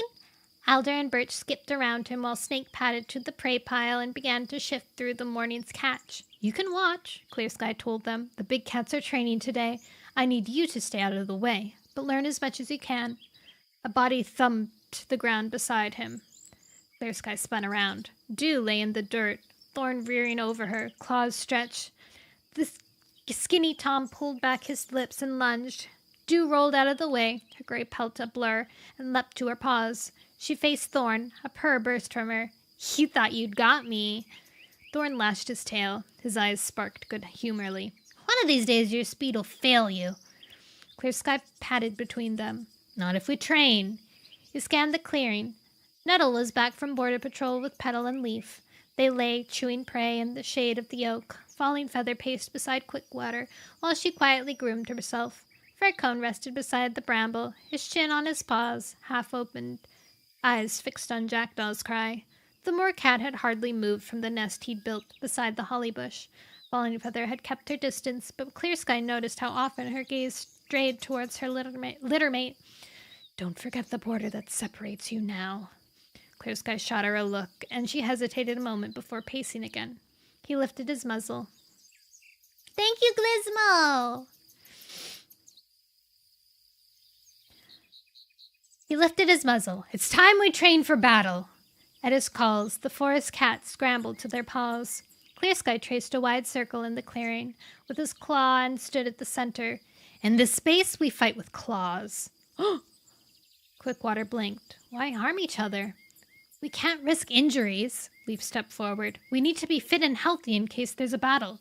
Clear Sky met his gaze, unblinking. We have to know what it's like to fight for our lives, he growled. If we only train to play fight, we'll face battle no stronger than kits. Snake nodded. Thorn padded to join them. Their eyes lit. I'll fight first, Snake hissed. Clear Sky looked around his cats, his gaze stopping on Falling Feather. You can be his opponent. He beckoned her into the ring. No! Jackdaw's cry jumped up, his eyes sparkling with fear.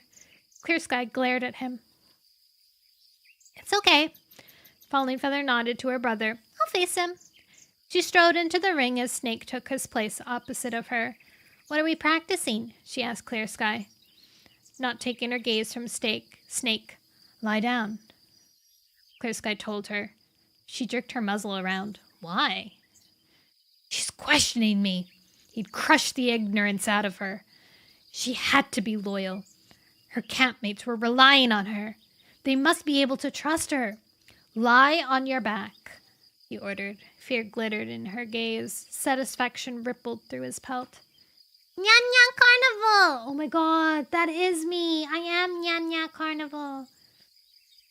Hi, Kamikaze. Welcome. Quickwater padded to the edge of the ring. Clear Sky, what are you doing? She'll be helpless on her back. Snake will hurt her. If you fall in battle, you're going to need to know how to get back on your paws, Clear Sky told the she-cat. He looked back at Falling Feather. Are you going to lie on your back, or does Snake have to put you there himself? Falling Feather gave a low hiss and settled on her side. Watching Snake warily, she wriggled onto her spine. Clear Sky turned, addressing the watching cats. When Snake attacks, Falling Feather must get her hind claws under his chin. He's bigger than she is, but if she uses her weight properly, she should be able to push him off. He nodded at Snake. Ready? Snake unsheathed his claws. Ready. He circled Falling Feather slowly, pacing around her with deliberate steps. Falling Feather watched him, switching her head back and forth as he moved from one side to the other. Clear Sky could see her trembling. Fear would make her fight harder. A low growl sounded in Jackdaw's cry throat. Clear Sky shot him a look. You are here as our guest, he growled. Keep quiet. With a snarl, Snake lunged for Falling Feather's throat. He moved fast. Falling Feather yowled as he sunk his claws into her neck. With a strangled cry, she writhed beneath him. Grunting, she heaved up her hindquarters, rolling her weight back onto her shoulders. Snake's hind paws slipped as she shifted beneath him, and she tucked in her hind legs, drawing them up and hooking her claws beneath the snake's chin. With a snarl, she thrust him up and backwards, sending him flying out of the ring. She leapt to her paws and dived after him, teeth bared. "Stop!" Clear Sky ordered sharply. She froze and turned. He nodded to the line he'd drawn in the earth. Her paws were outside it. No teeth or claws beyond the ring, he reminded her. Blood stained her neck fur. "But he hurt me." "And you fought like a fox to defend yourself." Pride pressed in Clear Sky's chest. "You'll remember the lesson in battle. Your enemies will meet you only once in combat. The next time they'll run when you see you." He nodded to Leaf and Thorn towards the ring. "Your turn now," he growled. "Don't forget, use your claws." By the time each cat had trained in the ring, the earth was splattered with blood, and clumps of fur drifted across the clearing. "Clear Sky, are you training?" Clear Sky nodded approvingly to his cats. "Well done." Quickwater rubbed a cut on her muzzle with her paw. Leaf lapped at a wound on his flank. Yet their eyes shone. Every one of the forest cats moved with pride. They had proven themselves to each other that, even when they seemed beaten, they could fight off any enemy, no matter how dangerous. Clear Sky padded to the prey pile. "You must all be hungry." He plucked a thrush from the top and tossed it to Thorn, then hurled a mouse to Petal. One by one he threw food to his cats, and they took it. Nodding gratefully, they settled down to eat. "What about me?" Jackdaw's cry climbed from his nest. Clear Sky narrowed his eyes. "We hunted this prey, not you." "Why should they share the forest riches with the moorcat?" Falling Feather stepped forward. "You promised Thunder you'd keep him safe and well fed." Clear Sky grunted. "I told Thunder what he wanted to hear. It was up to him to believe me." Dang. Jackdaw's cry crossed the clearing and headed for the bramble opening. "I'll hunt for my own food then," he snarled. "Not on my territory," Clear Sky snapped. Jackdaw's cry spun around. "Then I'll hunt on the moor." "You'll stay here," Clear Sky growled, narrowing his eyes threateningly, "or the meeting is off." Quickwater looked up from the shrew she'd been given. "It's 2 more days till the meeting. He'll starve." "No cat has ever starved in 2 days." Clear Sky whipped his tail behind him. "Cats took moons to starve. He'd just seen it with his own eyes back in the mountain." Muttering angrily, Jackdaw's cry slunk back into his nest. Dumb moorcats. Anger pulsed beneath Clear Sky's pelt, always expecting more than they deserve. Jesus. Clear Sky has changed so much. It's crazy. Like, holy moly. Hi, Zara. Welcome back. Like, I don't understand. Like, how did his mind morph this way? How did he become so vengeful and mean and angry?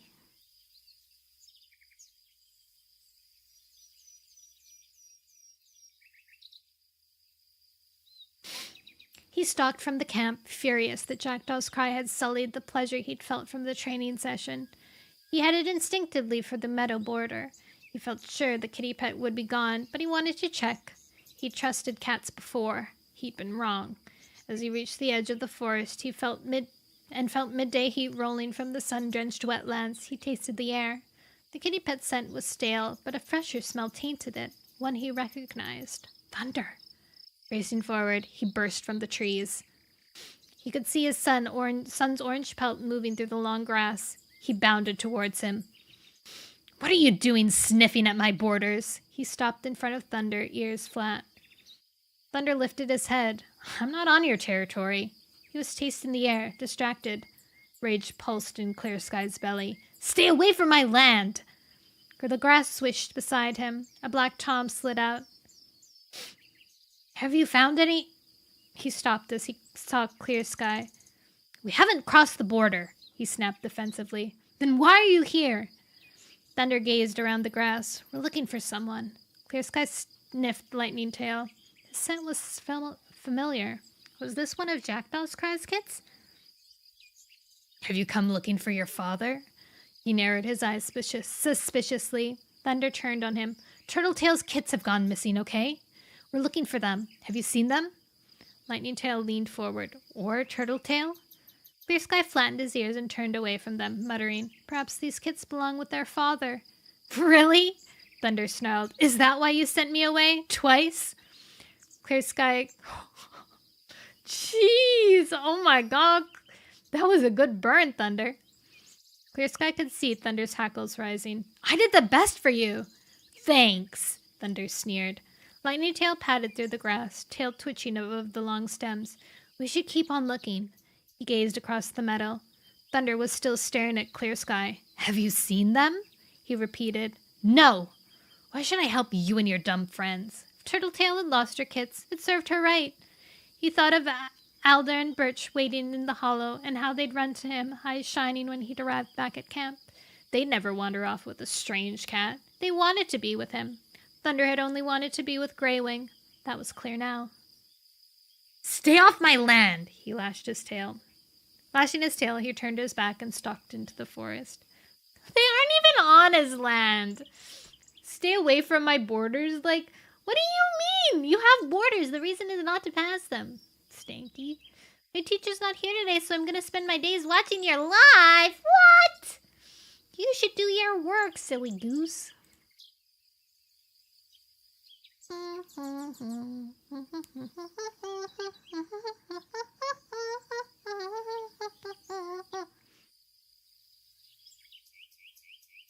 Oh.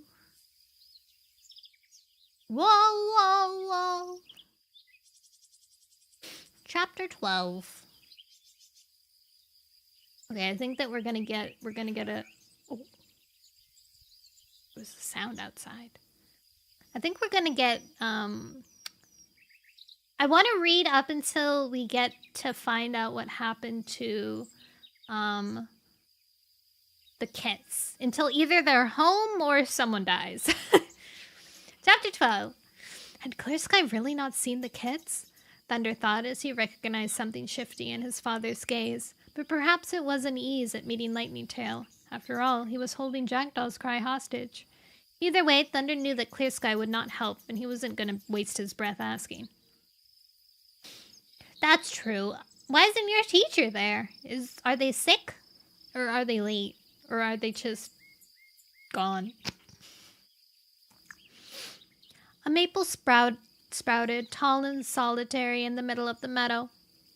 "Let's try over there for sense." Lightning Tail headed towards it. The kits might have rested in the shade. Thunder followed his Lightning Tail wove through the grass. The stems grew thicker, the soil beneath his paws turning to marsh so that he was splashing through shallow water by the time they reached the maple. He was relieved that the ground rose above its roots so that it formed an island in the wide, wet meadow. He shook the water from his paws. Any sign? Lightning Tail was sniffing the base of the tree. "Cat scent!" He whisked his tail excitingly. Thunder darted forward to sniff the bark. Disappointment dropped like a stone in his belly. It's a rogue she-cat, not a kitty pet or a moor cat. "Maybe the rogue saw them?" Lightning Tail suggested hopefully. "If we can find her, we can ask her."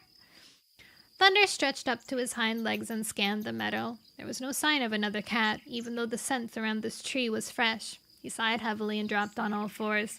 Too late. She's not around here anymore. "Are you sure?" A mew sounded above their heads. Thunder jerked back his muzzle and stared up into the fluttering leaves. An orange face peered back. A tabby she-cat was crouched on a branch. "I've been watching you sniffing your way around the meadow for ages," she mocked gently. "You didn't even know I was here. I'm surprised you can find your own tails in the morning." "Have you seen 3 kits?" Thunder was too worried to respond to her teasing. "They were probably with a kitty pet, a tom." The she-cat scrambled down the trunk and landed lightly beside them. "I'm Swift," she introduced herself, tail high, circling Thunder and Lightning Tail. "Thank you for the follow, Diver Scott." "I don't know, my senior was graduate yesterday. Maybe the teacher's just busy because of that." "Oh. Huh, weird.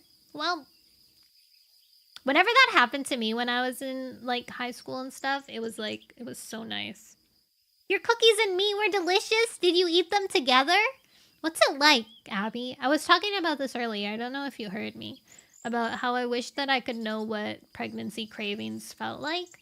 Like, to simultaneously want 2 things and then to eat them together and then to be satisfied. Like, Did it taste good? Did you eat them together and was like, wow, this is the best thing I've ever tasted? Was it like that?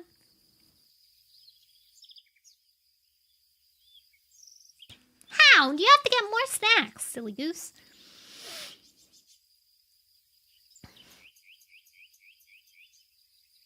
I ate the taco and immediately after the cookies. So it was more like a dessert. Surprisingly tasted very good. I always wondered if like it would heighten your taste so it was even better. Like it tasted better than what you remember it tasting. If I held myself with enough hormones, but wouldn't it have to be like mother hormones, mom hormones, pre-mom hormones?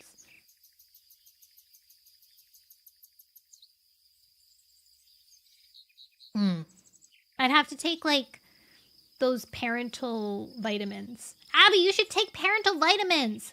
Are you going to like a doctor that tells you what to do? I feel like that's so complicated to do. Anyways, where was I?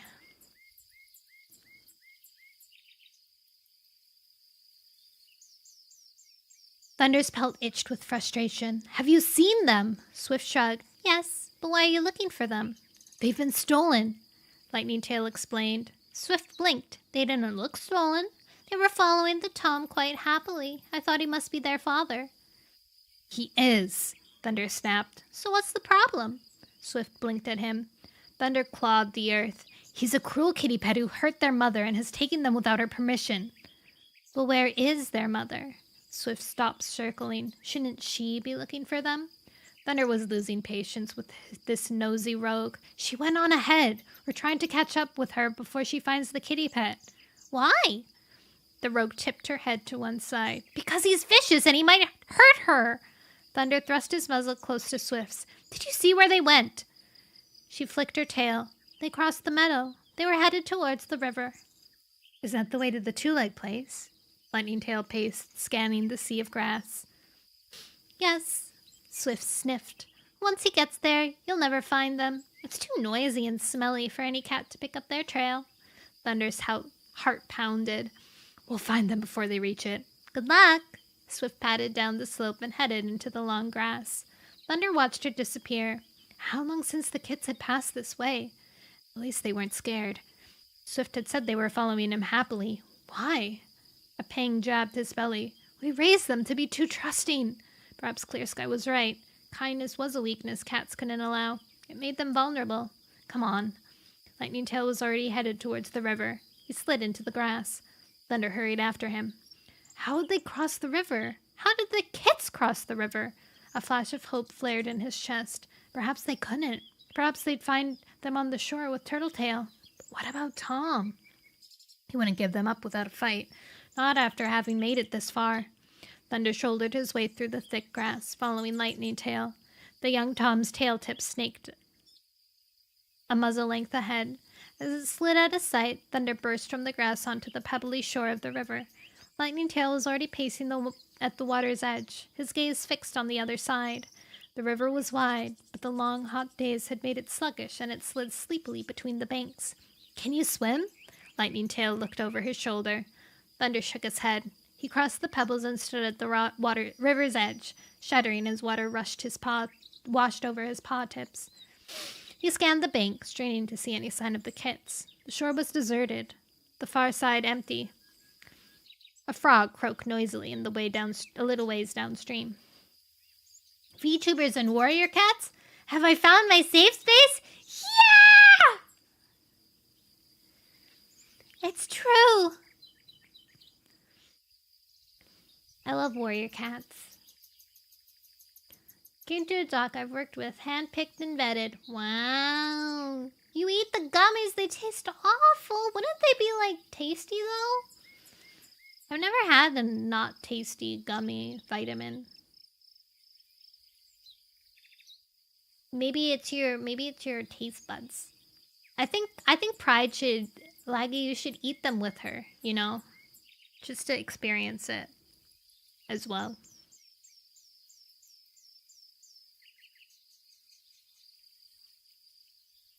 feel like that was a House episode. Like an episode of House where the husband was like dosing himself with the hormone of a pregnant mother while his wife was pregnant so he could be with them. Like he could sympathize with her better or something, and it was like awful for the wife because he wasn't doing anything to help. Nono, what's your favorite song? Oh, that's really tough. I don't think I have a favorite song. I don't even have a song that I'm repeating. Like, I have on repeat right now.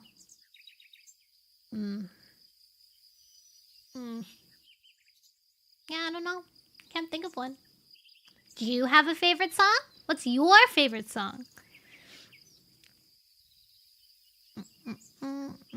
I smell turtle tail. Lightning Tail ducked his head and began sniffing the stones. He padded downstream. She definitely came this way. Thunder joined him, his head lifting as he detected Turtle Tail's familiar scent. He tracked it, muzzle skimming the stones. Lightning Tail followed. Do you think she crossed the river? If the kids crossed, then she would have found a way to follow. But how could the kids have gone across? Lightning Tail frowned. Perhaps kitty pets swim. Thunder pictured Tom dragging Sparrowfur terrified through the water before swimming back for Pebbleheart and Owl Eyes. He padded faster over the stones. Look! Lightning Tail's cry rang through the shimmering air. Thunder jerked up his head. What? Crossing stones! A line of flat stones showed above the water. A little way downstream, they dotted the river, stretching from one shore to the other while the river flowed smoothly around them. The gaps between them were narrow enough for a full-grown cat to leap across easily, even one with the kit dangling from his jaws. Thunder's heart sank. Tom would have taken him that way. And Turtletail would have followed. Lightning Tail streaked past Thunder, racing for the stones. He leaped from the bank onto the first and jumped from stone to stone, his eyes fixed on the far shore. Careful! Thunder hurried after him, pebbles cracking beneath his paws. The crossing stones were smooth, worn by countless seasons of wind and water. They might be slippery. As he spoke, one of Lightning Tail's paws slid from beneath him. Thunder gasped as he heard the thud of his chin hitting the rock. No! Uh-oh. Lightning Tail's eyes rolled back, and, dazed, he tumbled into the water. Silently, smoothly, the river pulled him under. Lightning Tail! Thunder leaped the crossing stones, claws stretched. Black fur swirled beneath the surface, already tail lengths away. Lightning Tail didn't even struggle. The fall must have knocked him out. Thunder slithered to a halt in the middle. The river was stronger and faster than it looked. I'll never reach him from here. He teetered at the edge of a stone, preparing to dive. I have to try and save him. Could he swim that far? And then what? Did he have the strength to drag his dazed friend back to the store? A splash sounded from the far bank. Thunder gasped as he saw a shape slide through the water. A Tom's head surfaced, flicking water from his ear tips as he swam smoothly towards Lightning Tail. River Ripple! As he recognized the Tom's silver fur, Thunder's chest swelled with hope. He leaped the last few stones to the far bank and raced to the shore where River Ripple had dived in. The rogue was catching up with Lightning Tail as the river swirled him around. Lunging forward, River Ripple grabbed the helpless Tom by the scruff. He turned and began to haul Lightning Tail back to shore. Relief flooded Thunder's pelt. He waded into the shallows to meet River Ripple as he neared the bank. Grabbing a mouthful of Lightning Tail's pelt, he helped the rogue pull his friend from the water. They laid him on the pebbles. Lightning Tail was still as stone. Is he dead? Thunder blinked at River Ripple. Had they been too late? River Ripple pressed his ear to Lightning Tail's chest, then began pumping him with his forepaws. He's alive, if I can push the water out. His mew trailed away as Lightning Tail twitched beneath him. The black Tom gurgled, half opening his eyes. With a splutter, he coughed up a mouthful of water, then scrambled to his paws. He crouched, so much water falling from his mouth. Thunder began to wonder if he'd swallowed half the river. I'll be okay now. River Ripple's calm mew sounded in his ear. Thunder spun. Thank you! He purred loudly at the rogue. I don't know what I would have done if you hadn't saved him. River Ripple shrugged. You'd have either learned to swim or drowned trying. Thanks, River Ripple, Lightning Tail croaked. River Ripple shook out his pelt. Water sprayed Thunder. "Watch out!" he spluttered. River Ripple purred. You moor cats really don't like getting wet. He glanced at Lightning Tail, whose dripping pelt was clinging to his wiry frame. What do you do when it rains? You can't drown in the rain, Thunder muttered. What are you doing here anyways? River Ripple scanned the shore behind them. Thunder nodded. We're looking for some kits. Turtle tails? River Ripple narrowed his eyes. Have you seen them? Thunder leaned closer. River Ripple shook his head. No, but I smelled Turtle Tail's scent. She's looking for them too. Their kitty pet father snatched them from camp. Thunder explained. We think he's taking them back to his housefolk. In Two-Leg Place? River Ripple glanced across the lush meadow behind them. Huge dark shapes showed, jagged against the horizon. Thunder followed his gaze, anxiety prickling his paws. Is that it? He nodded towards the dark shapes. Yes. Lightning Tail stood coughing and straightened. Have you been there? River Ripple nodded. There's a narrow river there, but it's putrid. He shivered. It's mostly full of thunderpaths and monsters. Thunder flattened his ears. I've never seen a thunderpath up close. He'd heard the older cats talk of them and seen the one that ran below the far edge of the moor. The distant monsters that raced along it shone like beetles in the sunlight, their whining roar piercing his ear fur. We must get there as soon as we can. Turtletail and the kits were in even more danger than he'd thought. He gazed instantly at River Ripple. Will you help us? If the rogue had been to Two-Leg Place, he could help them find their way around. You say kitty pet's taken Turtletail's kits. Thunder nodded. We have to get them back. Okay. River Ripple glanced at Lightning Tail, who was still dripping. Shake out your pelt and we can leave. Thunder backed away, but not quickly enough to avoid another soaking as Lightning Tail obeyed River Ripple. The rogue snorted with amusement as Thunder screwed up his face and shook water from his whiskers, then headed onto the grass. The lush grass of the meadow thinned as dark shapes of Two-Leg Place loomed ahead. Oh, hi! That's the reading live! Yeah, I'm reading live. I'm live and I'm reading. You have 110 favorite songs? I like how you have a very specific amount of favorite songs. You can English? Bye! Bye, Darknya!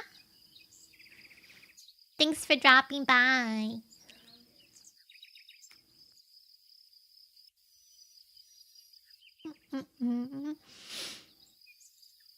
River Ripple halted. Are you ready?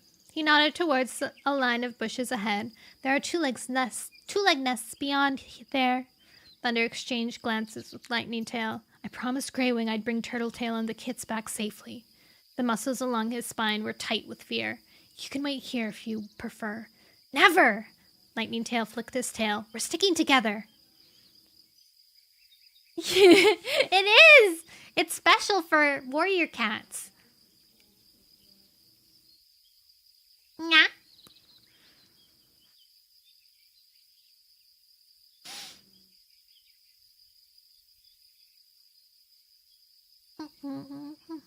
Thunder nodded to River Ripple. I'll understand if you want to turn back. I'm coming, River Ripple told him firmly. If you've never seen a thunderpath up close before, you'll need my help. Thunder and Lightning Tail followed River Ripple through the gap in the hedge, surprised to see a wide stretch of grass on the other side. Flowery bushes edged both sides.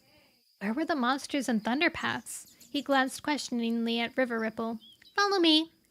The rogue scurried over the grass, keeping close to the bushes. A huge stone shape loomed at the end of the grass, seemed to be staring at Thunder through 4 square, shiny eyes. Is it safe here? He shrank beneath his pelt.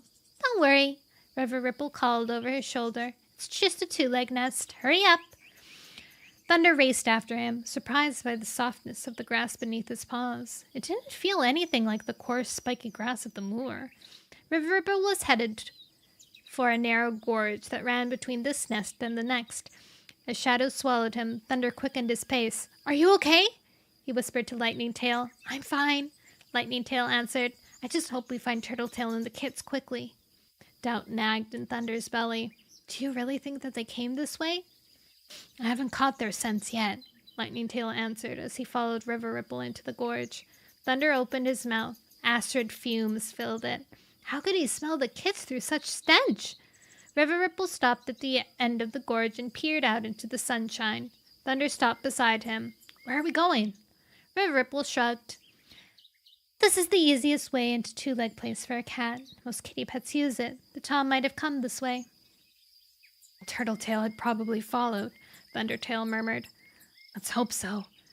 Thunder muttered darkly. He followed River Ripple's gaze, screwing his eyes up against the fierce sunshine. His heart lurched as he spotted a huge, shiny shape on the flat ground ahead of them. Is that a monster? He gulped. Bigger than any stone on the moor. It sat silently on 4 huge black paws. Don't worry, River Ripple breathed. It's asleep. He darted forward and crouched beside one of its stinky, round paws. Thunder scurried after him, Lightning Tail at its heels. Where now? River Ripple nodded past the monster. More monsters crouched in front of two-leg nests, stretching either side of the thunder path. We need to check all the nests along the thunder path, he murmured. Lightning Tail stared. All of them? Thunder blinked. There were too many to count. What if they're not here? There are plenty of more places like this that we can search, River Ripple told him. Thunder's heart sank. I promised Growing I'd find them, but it looks like we could be searching all night. He straightened, tasting the air.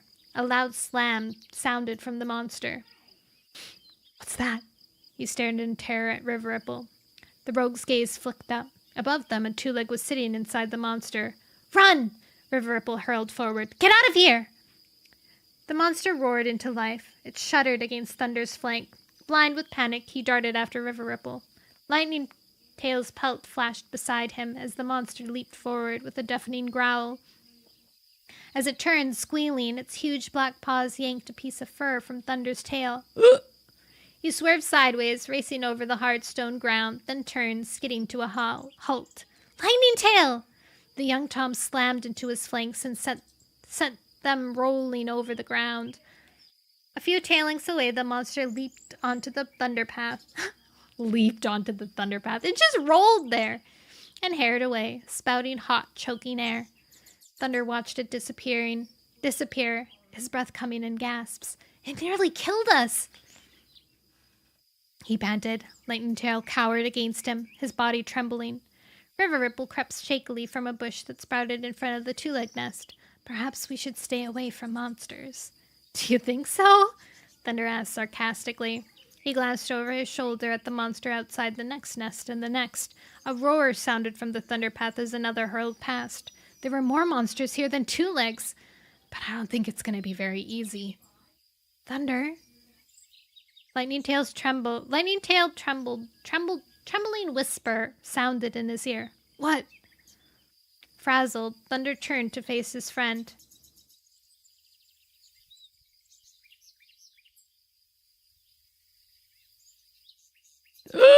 Sorry, I read ahead. Lightning Tail was staring past him, eyes wide with horror. Thunder followed his gaze. A white shape, splotched with orange and black, lay like abandoned prey at the side of the thunder path. Dread hollowed Thunder's belly as he recognized the battered tortoiseshell pelt.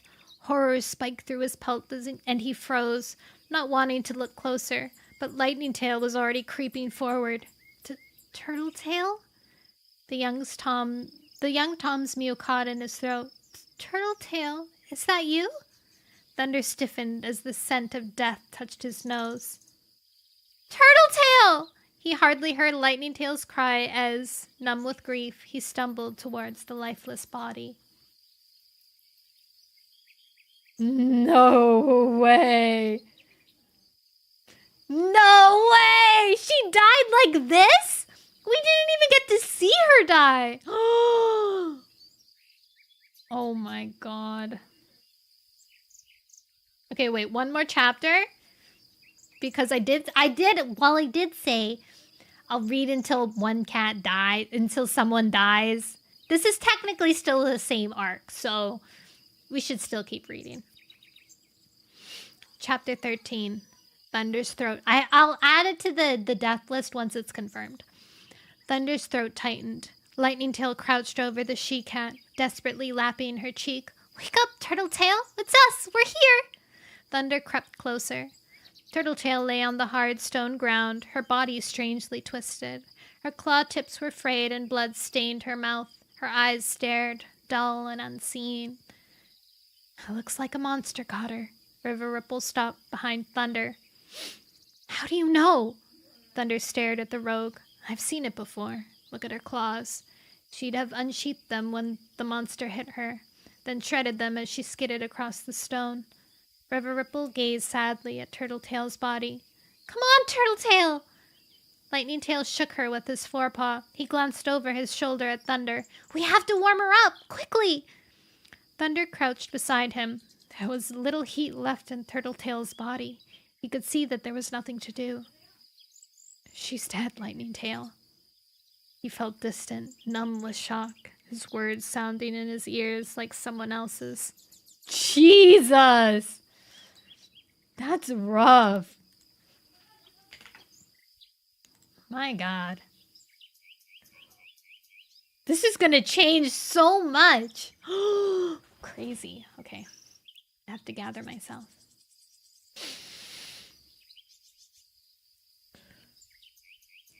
No! Lightning Tail nudged her shoulder with his nose. She's hurt, that's all. Cloud Spots will be able to make her better. If we get her home, she'll be okay. The ground seemed to sway beneath Thunder's paws as his thoughts swirled back to the camp. He remembered the time where he'd pressed against Turtletail and watched Windrunner's kits take their first gulps of air. How she was dead. She'd never see the kits grow. She'd never see her own kits become full-grown cats. Grief swamped him until he could hardly breathe. Turtletail. The name came as a sob. As he spoke, a monster hurried around the corner towards them. Terror flashing, Thunder leaped back, dragging Lightning Tail by the scruff. The black tom froze in his jaws as the monster swept past. Two-leg faces peered from inside, eyes wide, mouths moving as they pointed their paws at the cats. The monster's stinking wind tugged Turtletail's fur, so that for a moment she seemed to be moving, but as it disappeared into the distance, she lay still once more. Let's get her away from the Thunder Path. River Ripple's mew sounded softly in Thunder's ear. The rogue pushed his muzzle beneath Turtletail's flank, haul her onto my shoulders. Lightning Tail backed away, eyes wide with disbelief. Numbly, Thunder nudged Turtletail's body onto River Ripple's back. As she hung there limply, he pressed his cheek into her flank, holding her clumsily in place while River Ripple staggered towards the bush outside the two-leg nest. The rogue dipped his head and let her slip from his shoulder.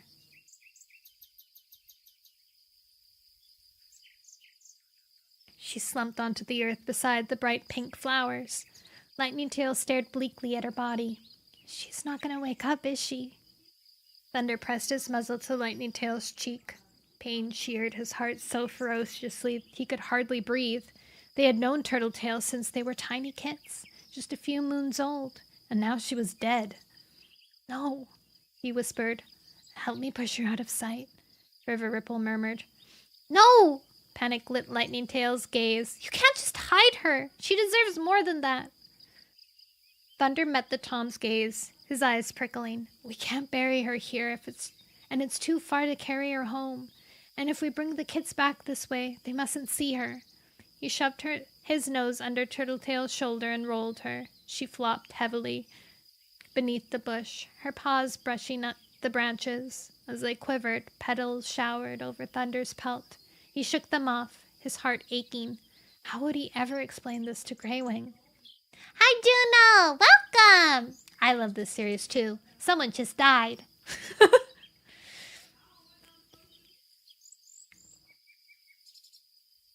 River Ripple caught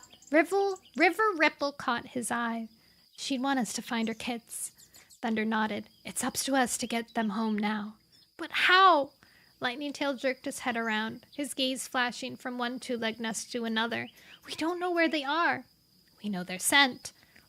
Thunder lifted his muzzle. River Ripple narrowed his eyes thoughtfully. I know a kitty pet who might be able to help us. Follow me. Hope flashed in Thunder's belly as the rogue headed along the row of two-leg nests, then turned down a narrow passage between high stone walls. He followed, nudging Lightning Tail forward. The Tom was stumbling, not focused on where he was going. You have to save your grief for later, Thunder growled. The kids need us. They're not safe with Tom. Lightning Tail stared bleakly at Thunder. I can't believe she's dead. Thunder glared at him. I need you to be strong. The kids need you to be strong. Are you coming? River Ripple's mew echoed from the shadows. Lightning Tail nodded. Yes. He hurried after the rogue. Relieved to hear determination edge his friend's mew, Thunder followed.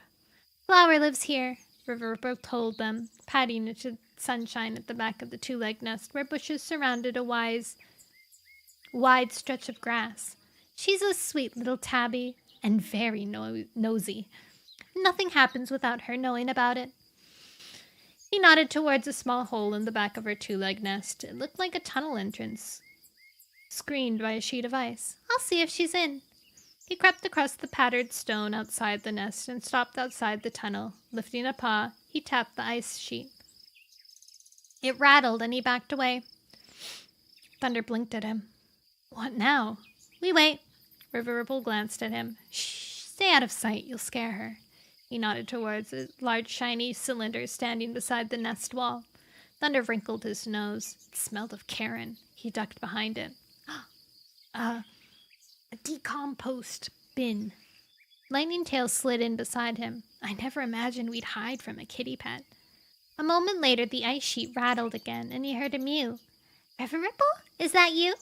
A gentle purr sounded outside the two-legged nest. River Ripple purred back. Hi, Flower. What are you doing here? Flower asked. I thought you didn't like coming to Two-Leg Place. I don't, River Ripple told her, but I'm on an important mission. Really? Flower sounded impressed. But what? I'm with some friends. Ooh! Flower's mew was guarded. They're from the moor. Thunder leaned forward impatiently. Hurry up! River Ripple went on. They've never been here before, but a kitty pet has stolen some of their kits, and they're here to get them back. Stolen their kits? Flower sounded horrified. Where are they?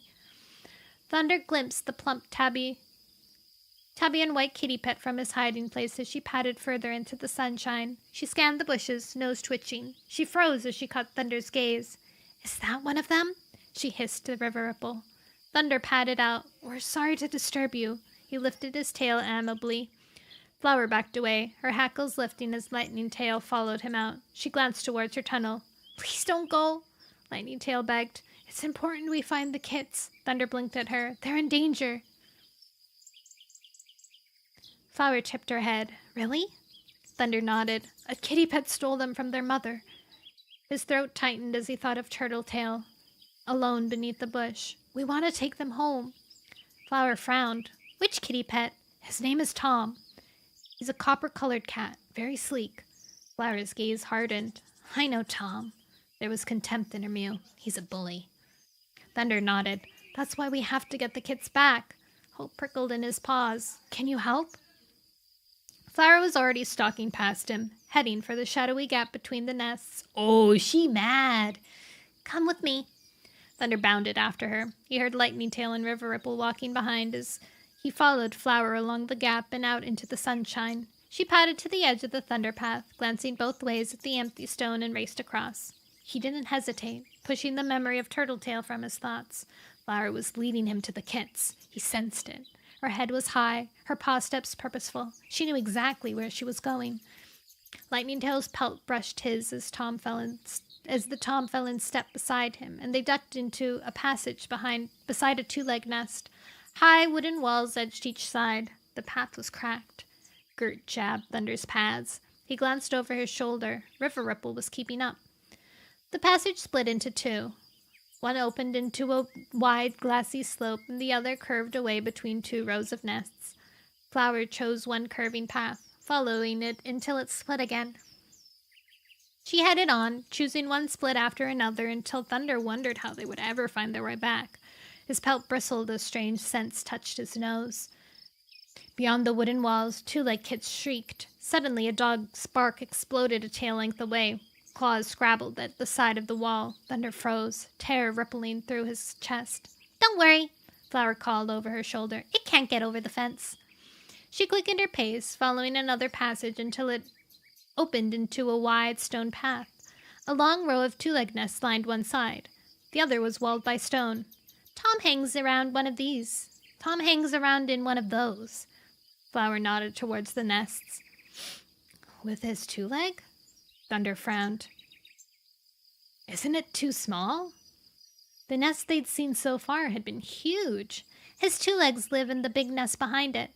Flower nodded towards the larger den rising beyond the line of small ones. The low ones are where two legs keep their monsters. Tom's two legs don't have one, so he hangs out there instead.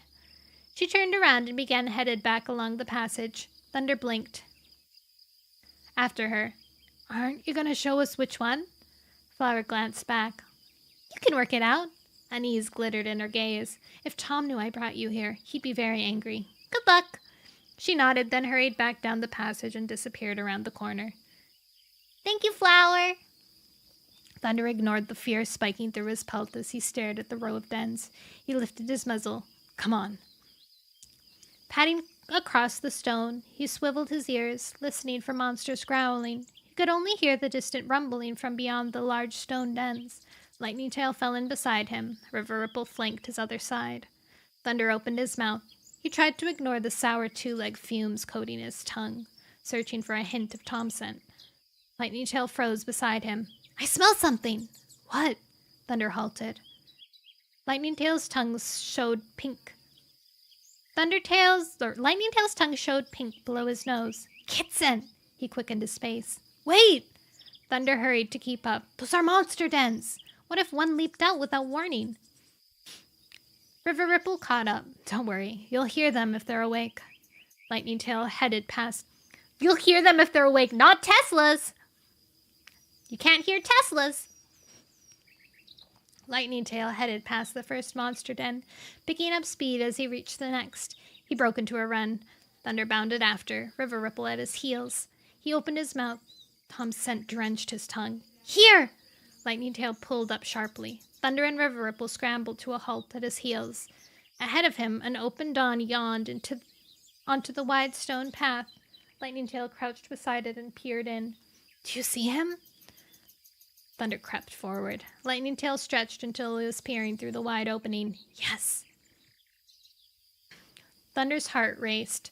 A kit's mew echoed from inside. I'm hungry! Owl eyes! Thunder sucked back a gasp. Tesla! Me too.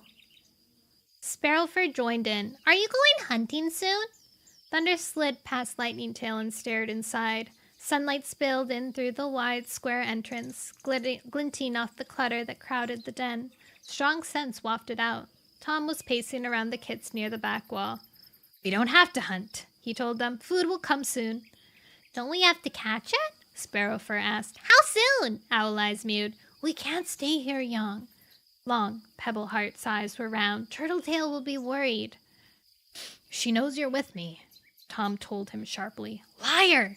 Thunder's blood burned beneath his pelt. Tom went on. Besides, you don't want to go home. This is exciting, isn't it? I don't like it here. Owl's eyes were staring at the clutter, his nose wrinkling. Tom froze. His ears swiveled towards the corner of the black wall. He'd clearly heard something. Thunder strained to listen. Heavy paw steps were approaching the den. Tom lifted his head. Why don't you three hide and see how long it takes for me to find you? Sparrowfur began running for the entrance. You'll never find me! Thunder stiffened. Let's snatch the kits, he hissed to Lightning Tail and River Ripple. I'll grab Sparrowfur. You get the others. Sparrowfur was hurling closer. He hunkered down, heart racing. Sparrowfur! Sparrowfur, stop! Tom's yowl was edged with panic. Stay in the den! Sparrowfur skidded to a halt. Foxton!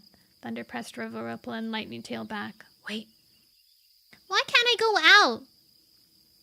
Sparrowfur turned, blinking at Tom. Because I said so! Tom's glance flitted nervously towards the back of the den, where the paw steps were growing louder. Just hide inside the den, quickly! Pebbleheart scampered behind the pile of clutter. Owl Eyes squeezed under a massive stained pelt that lay crumpled on the ground. Sparrowfur gazed quickly around before sliding behind a tall slice of wood. As her tail flicked out of view, an opening appeared in the back of the den. A two-leg appeared, framed by daylight, which streamed in behind him. Tom looked up. "Hi," he meowed. The two-leg meowed back, then mumbled as it crossed the den and started stroking Tom. Tom lifted his tail and purred loudly. "Yuck!" Lightning Tail shuddered beside Thunder. Ripple squeezed in beside him, peering around the entrance. Why is he hiding the kits from his two legs? He obviously doesn't want it to know that he has them. Thunder narrowed his eyes. Why take them if he had to keep them a secret? Had he just done it to torture Turtletail? Rage churned his belly. His act had killed her! Tom was weaving around the two-leg as it bent to pour rattling berries into a small hollow stone at the end of the den. "Is that food?" Lightning Tail asked, his nose twitching. "Yes." River Ripple curled his lip. "I tried kitty pet food. It tastes horrible." When the two-leg stopped pouring, Tom yowled pitifully, reaching up to tug desperately at the two-leg's pelt. The two-leg mumbled again and poured more berries into the bowl. "He's getting extra food for the kits." A growl rumbled in Thunder's throat. "He doesn't even know how to hunt for them. He has to beg." He watched as the two-leg headed for its small entrance at the back and disappeared. "You can come out now," Tom called to the kits. Owl Eyes ducked out from under the stained pelt. "But you didn't even look for us." Pebbleheart patted from behind the pile of clutter. Why was there a two-leg here?" "It brought us food," Tom explained, "just like I promised." "You were so brave!" Sparrowfur hurried from behind the thin wood. "You didn't even look scared." Tom shrugged. "Nothing scares me." "Arrogant mouse heart." Thunder exchanged glances with Lightning Tail. "Are you ready to grab them?" "Let's go." Lightning Tail strode past him and into the den. Thunder followed, ears flat. River Ripple padded to the center of the opening and waited, hackles up. "Thunder!" Sparrowfur's excited squeak echoed around the den as she spotted him. "You've come too!" Owl Eyes blinked. "Is Turtletail with you?" Thunder swallowed back the pain rising in his chest. "No," he told Owl Eyes. "We came by ourselves. Turtletail and Greywing wanted us to bring you home." Tom stepped forward, ears flattening. "They are home." Pebble's gaze sharpened. "If this is home, is Turtletail coming to live here?" Tom growled. "You don't need Turtletail. You're my kits and you're living with me." Sparrowfur's eyes clouded. "But Turtletail promised I could see Windrunner's kits." "I told you," Tom snapped. "You're my kits. This is where you belong." Thunder's pelt rippled with sudden cold. Tom had told them he was their father. He glanced at Lightning Tail. The black Tom's gaze was stark. If the kits knew that Tom was their father, they couldn't snatch them back. The kits wouldn't understand. Thunder sheathed his claws. They would have to use reason. "How are you going to look after them?" he challenged. "You can't hunt." Tom flicked his tail towards the hollow stone filled with berries. "I got them food, didn't I?"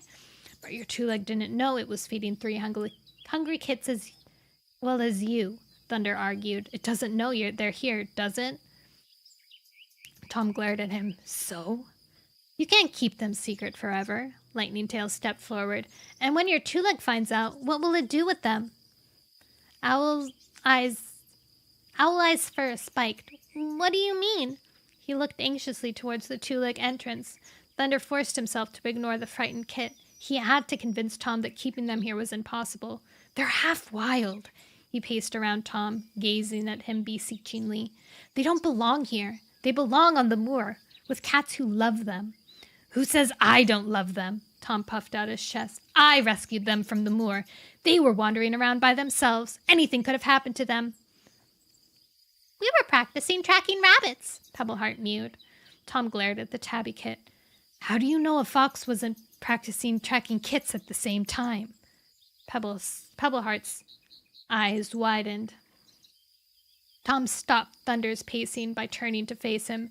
"They're safe here," he growled. "They have me to protect them."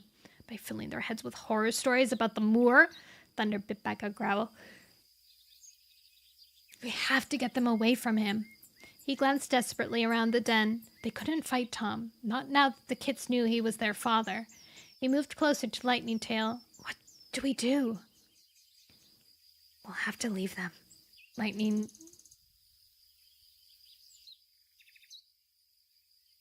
We'll have to leave them. Lightning Tail meowed calmly. Thunder stared at him. But... Lightning Tail nudged him towards the den entrance. We can't! Thunder stopped as they reached River Ripple. Those are Turtletail's kits. They belong on the moor. He stared desperately at Lightning Tail, pausing as he saw the black Tom's eyes narrowed. He dropped his mew to a whisper. You've got a plan, haven't you? Lightning Tail winked at him as they marched away from the den.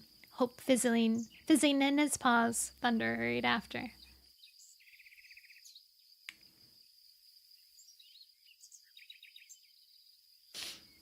Woohoo! Alright. I think that's good. We found the kits. The next chapter is in Greywing's POV, so it's not even the main... The kit plot. Dang, Greywing's gonna have to go to the meeting being depressed. And Clear Sky's gonna have been like...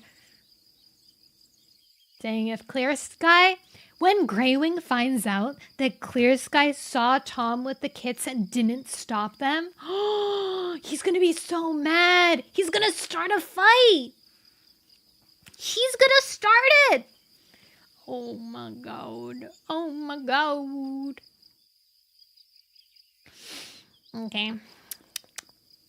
Everything is excellent. Everything is excellent. I think my dinner is here. I have to also open up my package I got. Lambriel is streaming Minecraft.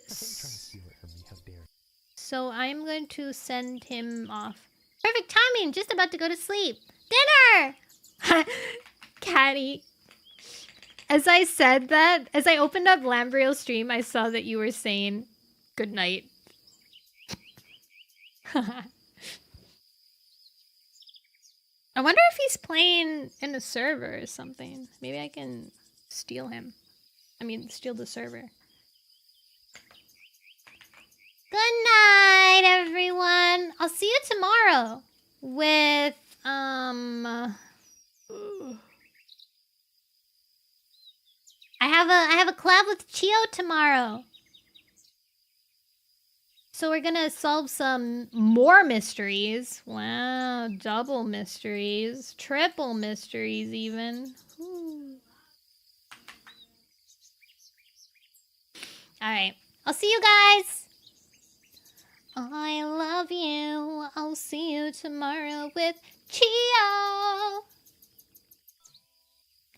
Bye. Blah, blah, blah, blah. Why is he walking so fast? Holy moly. Oh, anyways. Oh, I was gonna stop streaming before raiding. Okay, bye-bye. Good night. See you. See you tomorrow. And then see you whenever again. Bye, bye, bye, bye, bye.